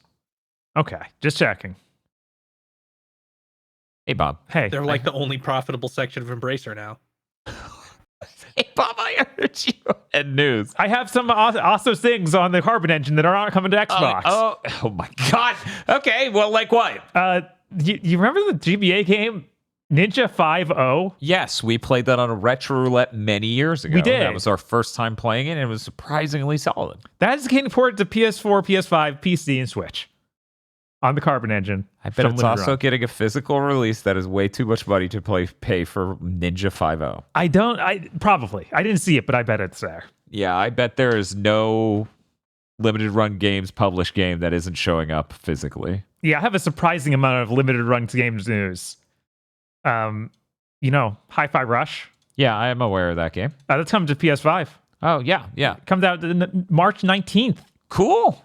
I hope people are excited. I assume it was made by some weird little indie dev because it's actually being published like physically by Limited Run Games. You cannot sit there, Xbox, and say you care about physical releases and outsource your own physical releases of the only critically well-received game you shipped last year and let Limited Run do it. You can't do that. Yeah. That is simply not the same thing. Those are two Well, opposite why would things they do to a physical release themselves? Just wasn't a physical release on Xbox. Well, Right. no, So they should get around to that. If they're sitting here saying physical's very important for them as a company, we totally won't make the tube. Limited Run Games is also doing the physical Xbox version. No, Dan, they didn't say they care about physical. They said, we're not pushing for all digital, but consumers clearly are. So we're just going to do what they want. Just gonna bounce, sorry. Physical games. Phil Spencer says Xbox is supportive of physical media amid rumors of shifting to all digital. That's. He sure says things. You can't. Hey, Bob, what else But do we you're got? being excommunicado from Walmart. Right. Like you. Sea of Thieves coming into PlayStation 5 on April 30th. Right around the corner. Am I damaged because I'm like, oh man, they released it and it's done. I should get. I mean, a lot of things look good when you've played Skull and Bones. I know. That's the weirdest thing. I want to use Sea of Thieves as like a spiritual palate cleanser for Skull and Bones. It's like maybe it's a game that understands what makes a pirate ship fun at all. Maybe. Maybe. I've seen pirates walking around on ships and islands. Yeah, That's an important part of being a pirate. Digging up buried treasure, shooting guns. I don't know. Seems like something that could be fun. Yeah. And I'm trying to cut all these fucking subscriptions out of my life.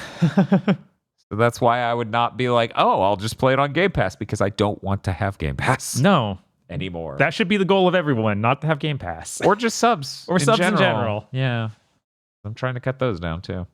April 30th, huh? Yep, April 30th. Cool. We found out more about Ikumi Nakamura's Kimuri game. Kemuri. Kemuri. Yeah. That comes out, or we don't know when it's coming out, but they put out a trailer that's like behind the scene footage, and they showed early like gameplay and talked about how it's a multiplayer PvE game that you can also play solo if you want. It might be all right. You get different powers from the different yokai you kill. So each of those give you different moves. And apparently all the animations are doing by hand to give them more of a weird visual flair to them. That said it was tried to make everything feel rhythmic and musical. So hopefully that comes up looking cool. What they showed in that behind the scene actually looked pretty nice. Some of it was really clearly like very early, but it was still like, okay, I get the idea of what you're going for. It's a neat look. We found out about Llamasoft, the Jeff Mintner story. Minter. Minter. Yeah. It's the next game in the Digital Eclipse Gold Master Series. That's awesome. Yeah. I could not have predicted that was the next one. That's cool. Jeff Minter's a pretty cool dude. He worked on Grid Runner, Revenge of the Mutant Camels, Tempest 2000, and Lamatron, which are all apparently huge games in the British gaming scene. Tempest 2000 is like a real video game that's actually popular, though. People know Tempest 2000 and TXK. They're a very big deal. Very big, huge, massive. But yeah, even watching the trailer for this was like, oh, this is one of those YouTube videos where it talks about British gaming icons, and it's like, you're making this up on the fly. Oh, now I'm trying to remember the name of that British gaming YouTuber I watch all the time, where I'm just like, you're making motherfuckers up. There's no legendary duo called the Mitchells. What the fuck are you talking about? Yeah, it's all like, well, here's the classic British gaming icon, Splungle, the racist marmoset. But that's actually coming very soon. It's out March 13th. Oh, that's sick. Yeah. Oh, yeah. Hell yeah. We heard more about Little Devil Inside. Okay, so I need to say this real quick. I don't know how many people listening or any of my co-hosts have this relationship with this. Every time this game is ever brought up, I'm like, that's not real.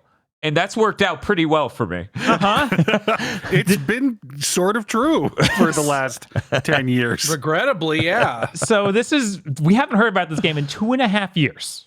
Okay. They released this trailer along with an apology message. Which I was like, that's weird. I mean, it's a game they showed off and stuff, but they're not like, no one has to make it, right? And then I find out this was a Kickstarter game in 2015. Yep. So that's why this has to be released with an apology. Almost 9 years ago.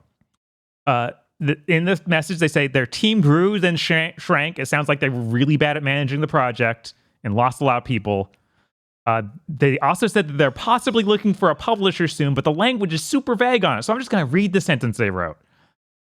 We have genuinely started discussions regarding publishing, and once this clears out, no idea what this is. Hopefully, we'll be able to answer what everyone wants to know. It's COVID-21. What? Troy Baker's like, oh, you're not making this game because I have the file. They're like, no, go. No, Troy Baker. No, you promised. They switched to Unreal Engine 5. The trailer they showed is a bunch of disparate chunks that look like they couldn't possibly be put in one game easily. It's like, it looks stereotypical. Game was way too big of scope. You didn't know what you were making. Yeah, this looked like it got feature creeped hard. And if they're looking for a publisher, I'm assuming Sony pulled the No Man's Sky lever. Yeah. I also went to their Kickstarter to read this message and read like the first couple comments like, dude, we don't even want to hear from you anymore after that PlayStation announcement you did.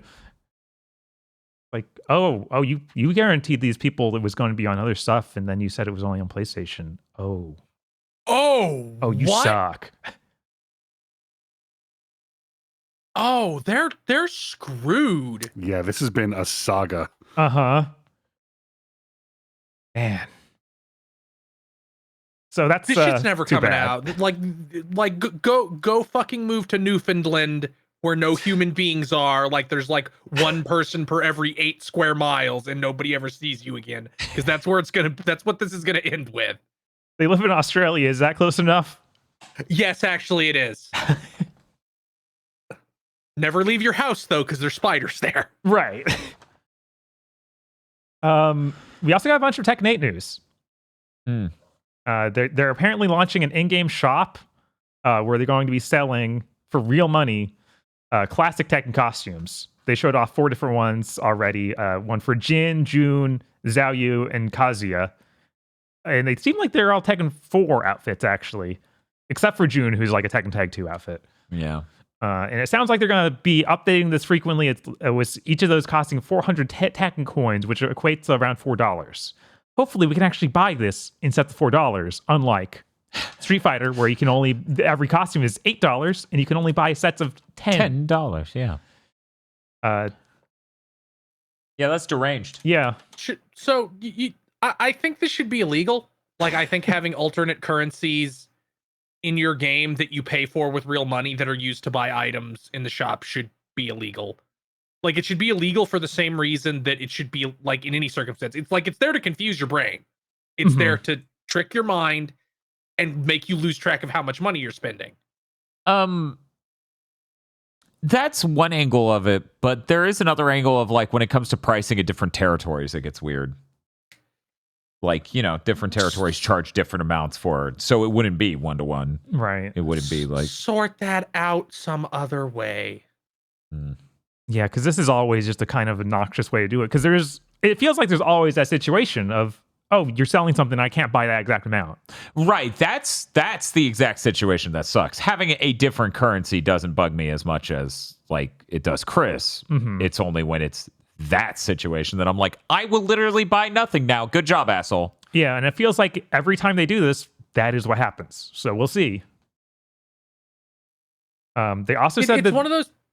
It's one of those situations where doing it, even if they're doing it for regional pricing reasons, like Dan said, having that function in your game will make some asshole cook up the idea of using it to confuse or just selling it in different packs. It's like that situation of like, if you give a company any reason to take what you own away from you to charge you more money, it's not an issue of if, it's an issue of when they'll decide to do it. Also, stuff like this basically makes it so these things won't ever be on sale. Like I almost never see sales on currency for a game. But Bob, you can buy the best value. Yeah, just buy That's a $100. sale? That's not a sale. It's only like look at it. You get 30% more currency. Like It's the best value. Like with Street Fighter, with Dead or Alive, all the older ones, when the costumes are just individually on PlayStation Network, I see those things go on sale all the time. And Right, that's when I consider buying them. Right. Now that just won't happen. Right. As I was saying, like generally speaking with this currency stuff, when it's like you can't buy the exact amount that is needed to buy this thing in game, I just buy nothing. Yeah. Every time. I can't think of one fucking time where I didn't. Because every time my brain goes, oh, you're trying to scam me out of $2. Fuck you. Yeah. Right. They also talked about how there will be a new story mode that has the DLC characters in it, and it's going to be free. That's sick. Oh, that's really cool. The Tekken 8 That's a story huge deal. mode is so good. I would never expect them to just be like, here's another. Right. It's mode apparently for going the to be DLC what the DLC characters are doing during that. Oh, okay. So I'm curious how that pans out. And they said that that's coming in summer, which is weird because not all the characters are out by summer. Huh. Yeah. They also talk about how when the DLC characters come out, they will replace Kazuya on the title screen. Boo. But they might have a feature so you can choose whoever you want to put that on there. Yay. Right? And it was like, okay, that's cool. As long as you do that second part, Right. I'm all for it. Because Kazuya is perfect on that screen. That shit's hilarious. But what if it was Ikumi Nakamura? I mean, that new character. It's not Ikumi Nakamura, I swear. In the least.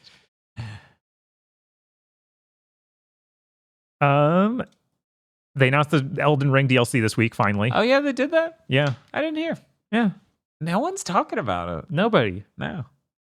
They put out a trailer.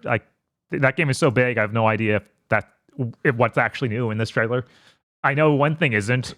They show like a big egg that's hatching, and I'm like, oh, that was in the base game, and he didn't really expand on it. So I guess they're going to do something with that. And I have no idea about the rest of it. I assume these are new bosses and stuff. Yeah, it's a gigantic egg on a altar.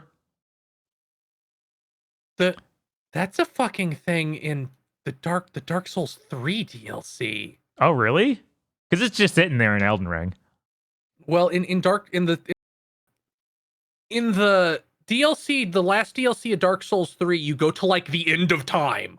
Yeah. Where everything is turning into ash, and there's a lot of like empty eggshells with the implication that like, yeah, all these fucking worlds were born from these eggs. Huh. So I wonder if it will be something along those lines. Well, this egg was a lot furrier than that one, I think. This DLC is $40, so That's a chunk. I sure hope it's something big. Like, this needs to be a big chunk of map. They said this was the biggest thing they've ever done as DLC. It better be for $40 Yeah, it fucking better be. dollars. They're also doing as a complete edition of Elden Ring with the expansion in the base game for $80. Come on. This game that came out more than 2 years ago. Just, you really needed that $10 extra on top of the $10 additional that have already become standard. Fucking Bamco, man. Yeah. I assume this looked hype as shit. I saw Dueling Shield. I don't remember if that was in the base game, but that loosened my wallet. Yeah, like I was saying, it's just like there's so much in that base game. It's hard to tell if it's something that just you missed or something legitimately new. And then, aside from all this news, we got the Nintendo Partner Direct. Woo. Partners such as Microsoft, who's bringing Grounded to Switch on April 16th. And I guess it's also coming to PS4 and PS5. Yes, it is coming to PS4 and PS5 as well. Any idea what that game costs? No clue. I have no idea either. I have only ever played it on Game Pass. I don't know what it cost originally. I don't know what it costs now. I don't know what it's going to cost on Grounded. I think it's kind of amazing they can port Grounded to the Switch. Yeah. I have Hopefully to assume that runs well. terribly. Hopefully that runs Grounded well. is $40. And that's probably what it's always been. Oof. Also, Ender Magnolia Bloom in the Mist, which is a sequel to Ender Lily, is coming this year. Apparently only on Switch, even though Ender Lily was on everything. Really? Yeah. Huh. Maybe a timed exclusive. Maybe. Also, yeah, I guess I should have covered this earlier. Apparently, what was it? Bamco no longer owns the IP for Elden Ring.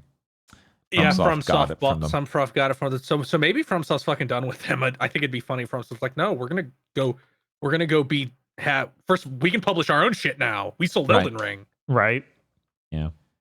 Or they'll just or they're just like, we'll just publish our shit through Sony now and not ship on Xbox.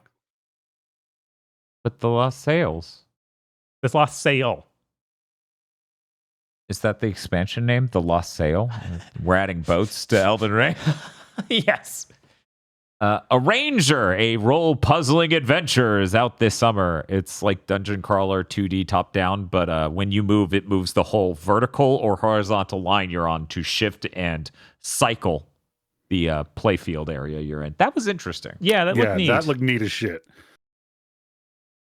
Again, also coming to PS5 and PC. Hell yeah. Unicorn Overlord, it's been done. We talked about it. That's 2 weeks from now. Holy shit. Yeah. It's so close. Monster Hunter Stories remastered with voice acting this summer for PS4, PC, and Switch. That actually shocked the shit out of me. I was like, that's the 3D. What? Right. It's like, what? We gotta use the whole animal nowadays. Like, we need to get all these. I do think it would be funny if we start to see a lot better game preservation from the angle of, it's cheap to bring this shit forward. It's expensive to make new games. Yep. Do it.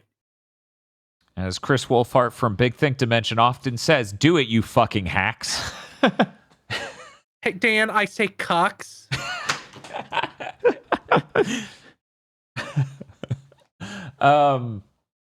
Disney's Epic Mickey Rebrushed is coming out this year. It is coming out on everything. yeah. I'm actually really excited for this. Like, Me I too. didn't play it initially, and I feel like it got hamstrung by when they first announced it, they showed like the really fucked up concept art that obviously was never going to be allowed to be in a Disney product. And fans kind of went ape shit based on that and made it like, here's Oswald the Lucky Rabbit melting into toxic black goo, and he's the Thing. He's John Carpenter's The Thing.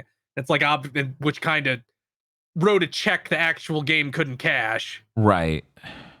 But I am excited to actually see what it is, because Warren Spector worked on it, and I think in some ways he compared it to Deus Ex. I think at very least the media did. No one can stop them. Chat is blowing up with this, and I cannot believe this. This is $60. What? That was $50 on the It's Wii. a remake, I think. I think it's a remake, not like a remaster. Like, it's a full-scale remake. Like, it's that still looked really close to the original assets. I saw the trailer. It looked really similar to the original Wii version. Holy shit. $60? I was really interested in it. I hope that game is good. I did not play it because it was on the Wii, and I did not own a Wii. I'm looking at some of the cutscenes in this trailer, and those definitely didn't look that way on the Wii. So who knows? 60. But 60 is still a lot. Like 50 would have been a lot more palatable, or 40 ideally. Yeah, no, 40, 50. That makes sense. SMT5 is back with a vengeance because SMT5 Vengeance comes out June 21st. It gets out of Switch jail, so it's on everything. Yeah, even Xbox, surprisingly. Even Xbox. Get to choose the new story or the old story at the beginning of the game. Excuse me. Yeah, it's just a button. You're just like, hey, do you want to play the old one or do you want to play the new one? How different are they? It's really different. Oh my god. The interviews they released the same day was like, yeah, there were a lot of concepts we did not get to put in the main game that we wanted to do. So Oh my god. Now I'm we're doing them. What? Like, well, I'm just gonna hit the new button and then never think about the Right? yeah, old story. Holy shit. Comes with the DLC for the original game, so you no longer have to buy your optional super grind dungeon. yeah, that's just there. Apparently, there's also new DLC that's coming at launch. I'm like, guys, what? Yeah. It's supposed to be complete. Yeah, what was the name of the demon? It was like Naho Sakunya or something. I don't know. remember. Sakunya. Anyway. Yeah. I was like, what? Anyway. It also has new demons. And it comes with all that original DLC, and it sounds like every system of the game is getting upgraded in some way. Yeah, they talked about new exploration mechanics, new combat mechanics. Every demon's going to have their own special, unique skill. They just kept going on and on about like, oh yeah, this is upgraded every single way. This is maybe the most egregious one of these Atlas re-releases have been, where it's like, why'd you even release the first version? Because So they could make a shitload of money on the Switch, yeah. and then make the I version guess, I but- actually wanted years later.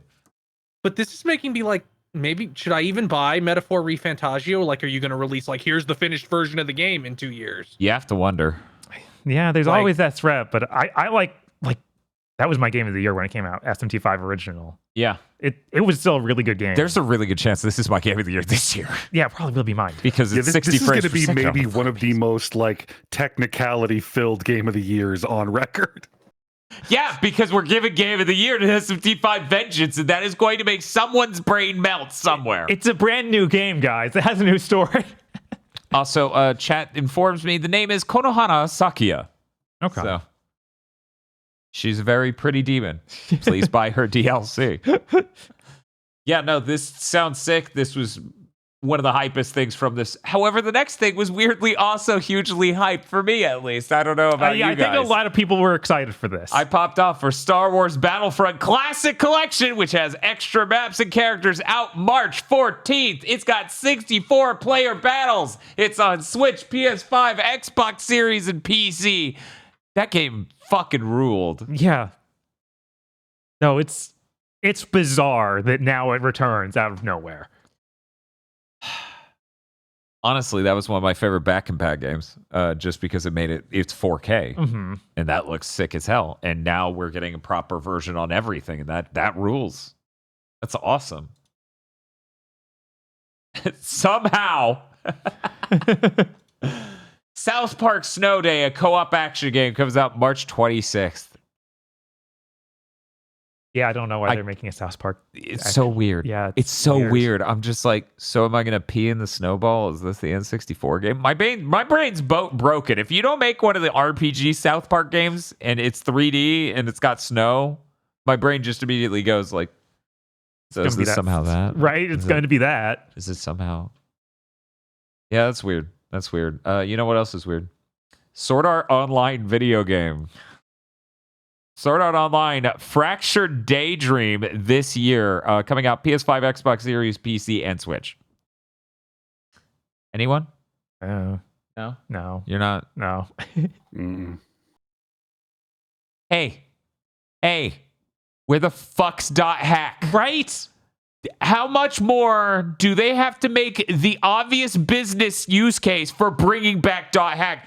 Yo, motherfucker, it's the same thing and you own Dot Hack. Put out a new Dot Hack. They've been putting one of these games out every other year, and I assume they're profitable because they keep doing it. Dumbass. Dan, they released a $30 expansion pack for Tales of Arise that has no new areas, no new enemies, no new bosses, and no new moves, and no new playable characters. They're not going to spend shit on .hack. What does it have? More new story and skits. Oh my god! And apparently the story, if you don't do the side quest, is like a couple hours long. Wow. I had a moment with this next thing where I went, did I lose track of the numbers? This is new. What? Gundam Breaker 4 is coming out this year? Yeah, that's hype. Because they only previously put out the worst one. Yeah, well, it didn't have a number. This one's like, yeah, the sequel to 3. And there was nothing in between, we promise. This is coming out on PS4, PS5, PC, and Switch. That's awesome.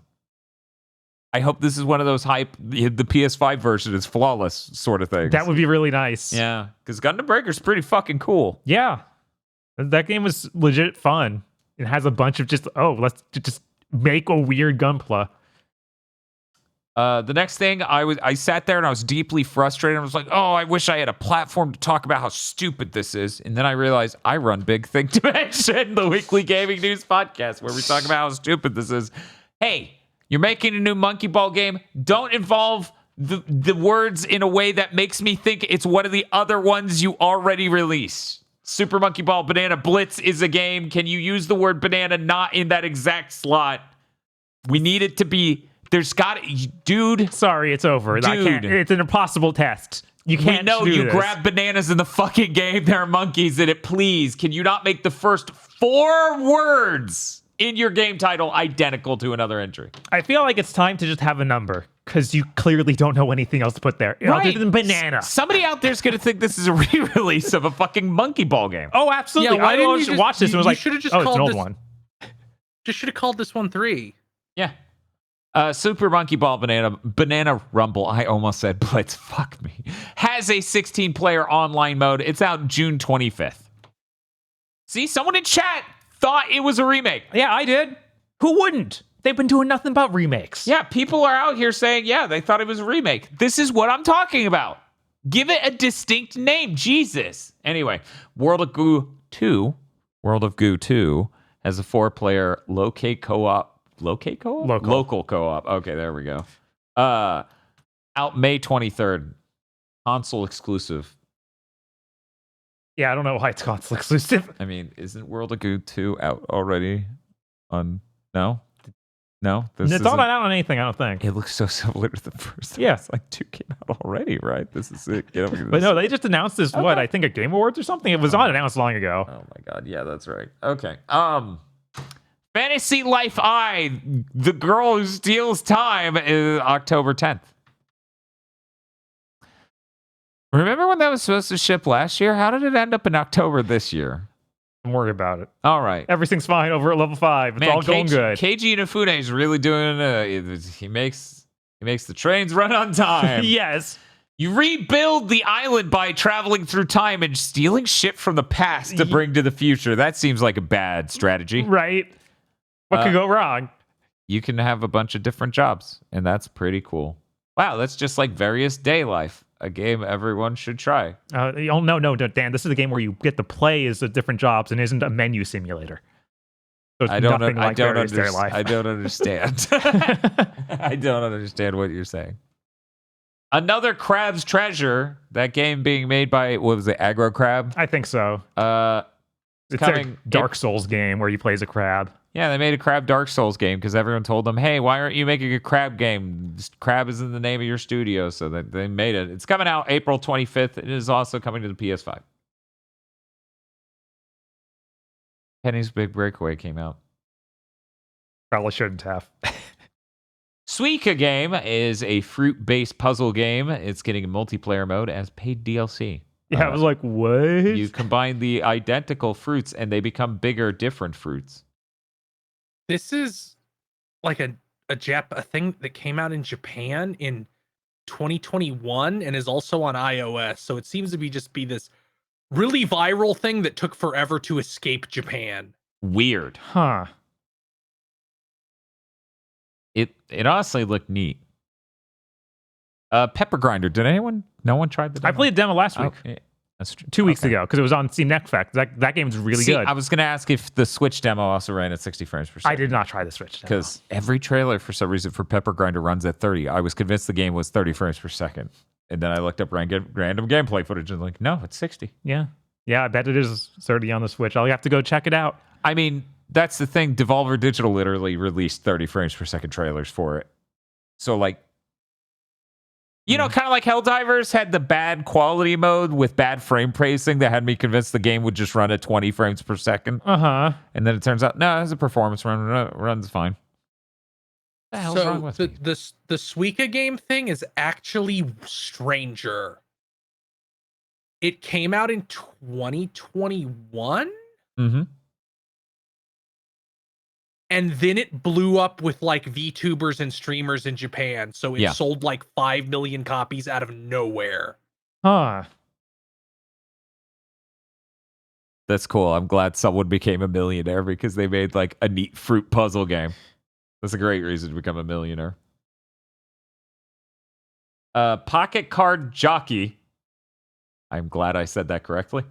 A horse racing card game. How did this come to the States? Is out today. Yeah, you just watched this trailer and like, this is one of those games that would release on the Super Nintendo and never get brought over or touched because it's about horse racing. Not where you play it, where you bet on it and such, and to get cars to affect your horse. That Contra demo, we already talked about that. Demon Slayer Kimetsu no Yaiba Sweep the board game. It comes out April 26th. Another game was like, you actually brought that over? All right. At least it's based on something big. Pentiment. Is that out now? Yeah, it's out now. That's out now? Yep. It's on Switch, PS4, PS5, and limited run. You know, they're helping out these small developers by doing a physical release for this game. I laughed so hard when, but by the end of yesterday, we found out the big announcements Phil did not want to spoil were literally 12 seconds in this Nintendo Direct sizzle reel about Pentiment. A small intro about Grounded. Mm-hmm. And random blog posts. Yeah. Nintendo probably would have come and broken his knees if he said anything that was going to be in the show. Yeah, but he could have said Hi-Fi Rush and Sea of Thieves because they could do a lot better than our blog posts. Yep. Let's see. The pre-order on the physical version opens on the 22nd. Oh, that's today. Oh my god. And it ships in August, if you're lucky. Yeah. I'm specifically saying this joke because I know members of the fan base who maybe never received their shit. Limited Run sure is great. Yep. What a good publisher. Definitely don't just wait for their shit to show up on Amazon or at Best Buy. Mm-hmm. Nintendo also announced a bunch of rare games were coming to Nintendo Switch Online and Online Expansion Pack. That is Battletoads and Battle Maniacs, Killer Instinct, Snake Rattle Roll, RC Pro-Am, and for the expansion pack, Blast Core, which, god damn it, made me wish I had the expansion pack. Man, when they started doing this, I was like, oh man, are we getting all of Rare Replay? That'd be cool. No. And it's like, no. It's just I feel like that's eventually going to happen.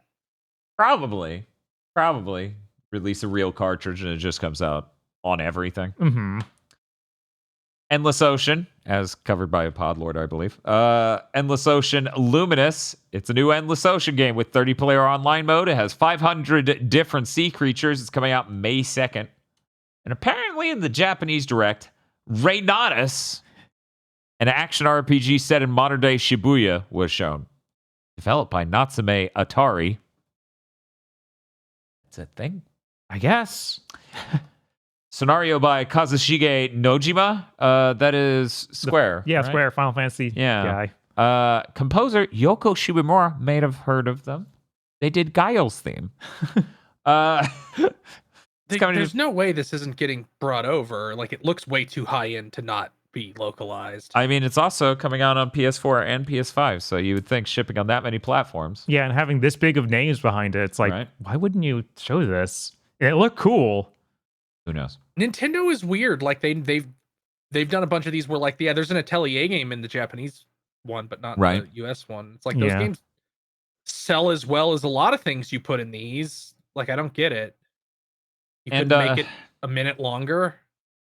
Mother 3's coming to the Switch. they're also doing some kind of merchandising, so maybe, finally, with the Switch 2 launching, Mm-hmm. they will in some way bring this fucking thing over to America. Because if they did any kind of mother thing, even just a collection, you're selling 3 million. Easy. Probably more. No, we can't do it. Like, Reggie isn't there to be weirdly antagonistic about this game anymore. So like I get not having an easy way to do it because you have to translate it. But solve that problem somehow. I just hope someday I have context for the song that plays during the Cullen's Bear animation on YouTube for the last 14 years or however long that's been there. Yeah, I mean they did this with the first Mother game where they did the origins. They had to translate that too.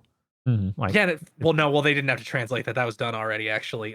What happened was Nintendo of America translated it did quality of life features to release it on the NES, and then Nintendo was like, "Well, the Super Nintendo's out now, cancel it." Yeah, because it was that it's late. The same reason. It's the same reason they canceled Star Ocean 2. It's like, well, the N64 is out now, cancel it. That's crazy because they released a lot of Super Nintendo games after the N64 was out. yeah.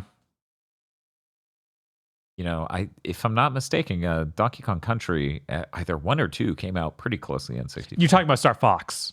Oh, did he? You said Star Ocean. Oh, okay. I said Star Fox. Yeah, I'm sorry. I said Star Fox. Meant Star Fox. Star Fox 2 was like, the N64 is out. Cancel it. You're like, are you sure? And they're like, yes, that's why, and nothing else. And then they're looking at Crystal. I think she's in 2. Is she not in 2? No, I don't think so. I think there's some other girls in 2. There's like a weird looking like a serval maybe is what she's supposed to be, and like a dog girl, but Crystal is not in there.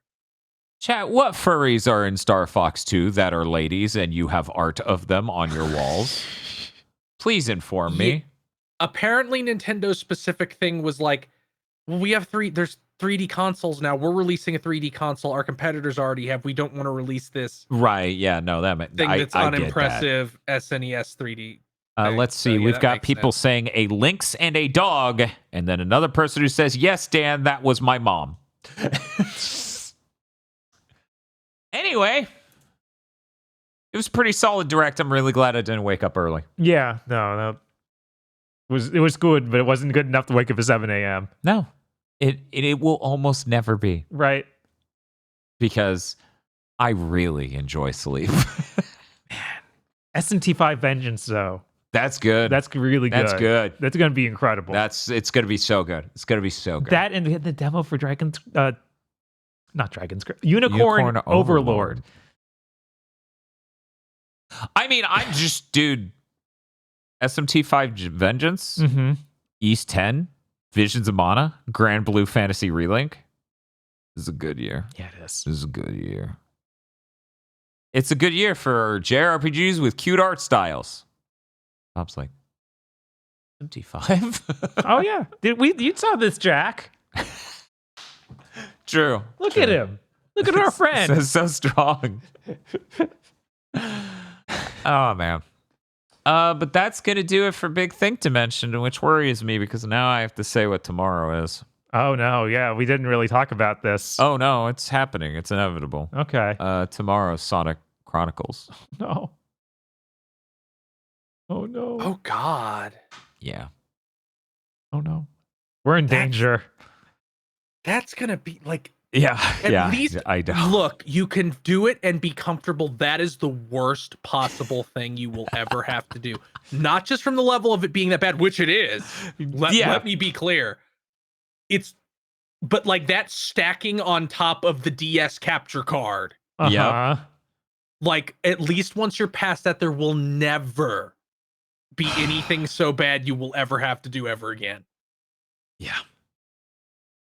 And it will cap off our string of really bad games week after week. Because keep in mind, for people who are blanking, we came from Suicide Squad into Too Human into Skull and Bones. Yeah, and just before anyone asks, we are not swapping. The DS is already much of a nightmare. We're going to be swapping automatically to a dead, broken screen. All the time. We're going to swap to just ending the stream there, going to sleep. Oh, what an awful game. Here's the worst part. I've had the overworld music stuck in my head for like 3 days now. That's rough. As I approach this nightmare game with its terrible MIDI drums and cymbals that just sound wrong and broken. Luckily, all of that, like the soundtrack completely left my head. So now all I think of is the Traverse Town song. Oh, that's a huge upgrade. Right? Yeah, no, that's great. Man, why couldn't Sonic Chronicles The Dark Brotherhood or whatever the fuck have Yoko Shimomura do a banger for it? It'll fit really nice in with big arms, dung. Long silence. Dung. It's like a Final Fantasy VII track. It's so Dung. good. If somebody comes in and they're watching this game and they go, yo, this has got to give me Final Fantasy 14 vibes, I'm going to assume they're communicating from the center of a mental hospital.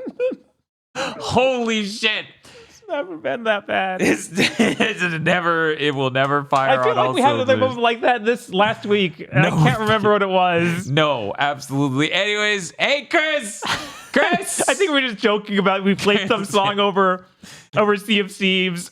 Yeah, no, that definitely that happened. I played Monkey Island music Yes. over Sea of Thieves, and I'm like, yo. Anyways, hey Chris, what are you doing? I'm streaming Darksiders 3 this weekend. Oh my god. I think that's the shortest one of these games, which would make sense because it suddenly started to cost a lot more to make games. Right. And then after that, I'm doing nothing until my Donathon on March 2nd, which I've already posted the goals on Twitter. So if you didn't see earlier where we went over the goals, just go to my Twitter and I will retweet it and post it intermittently. I'll also show them on that stream on Saturday and Sunday. So you will get plenty of time to see them. You can give me money to make me do horrible things such as read Boruto or play Redfall. Bob, when Chris plays Redfall, you're gonna join him for the full playthrough, right? Don't worry, I can lend you my Series X. Do I have to? You don't, no, you don't. No, you don't. I know I like that game more than you guys, but come on. I'm like, I wouldn't deny you your destiny, Bob, as I lock him in a radiation chair. Anyway,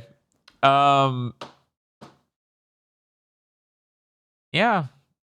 I hope I'm conscious again in time to watch you play Darksiders 3. I wanted to see more of that game. You Man. won't be. Sonic Chronicles is like 17 hours long. It's so long. It is so long. It does not need to be that long. What if God, it were help though? me. Oh, it is. I would perfect. I would wish for death with every keep breath. in mind, in all as you play that game, just keep in mind, BioWare made that in like 3 months with basically no official support from Sega, You can tell. which is you can tell, but that's why you get weird stuff like them just using things from the cartoons and comics, which caused some real fucking problems later on. It's maybe the only time Ken Penders has ever been right about anything when he said, look at that, they stole my shit. And then even a judge was like, this is obviously his shit. God. And then and to which BioWare's like, we thought they owned all this. It was in their comic. Hey, Aggro. Hey. What you got going on? I mean, honestly, I plan to tune into a little bit of this Sonic stream. Oh my god. And then I'm going to do this amazing thing where at a time of my choosing, leave. What? Wow. That's going to be great. It's going to be really depressing that me and Aggro are just going to be doing the sickos thing through the window. Yeah. I'm glad that looking at all the games we have to stream, Sonic Chronicles is definitely the worst one, even though we have a Demon Pit month. Yeah, we haven't even touched it. It's like, yeah, I would love to play Superman 64 instead of Sonic Chronicles. Yeah. God, oh, man. What's up? The horrible thought. The Demon Pit month. is actually a single stream where we flop between all of them. All of them. All of them. And the stream never ends. Yes, and we die. Oh, that sounds really good right about now. Can that happen before Sonic Chronicles? So I No. could just We must suffer twice. Oh.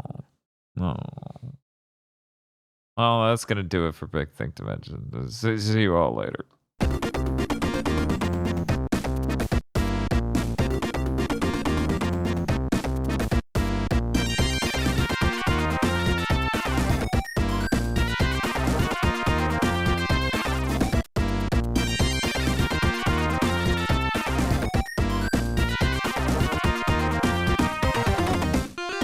Thank you very much for listening to this episode of Big Think Dimension, the weekly gaming new podcast. Did I just say new podcast?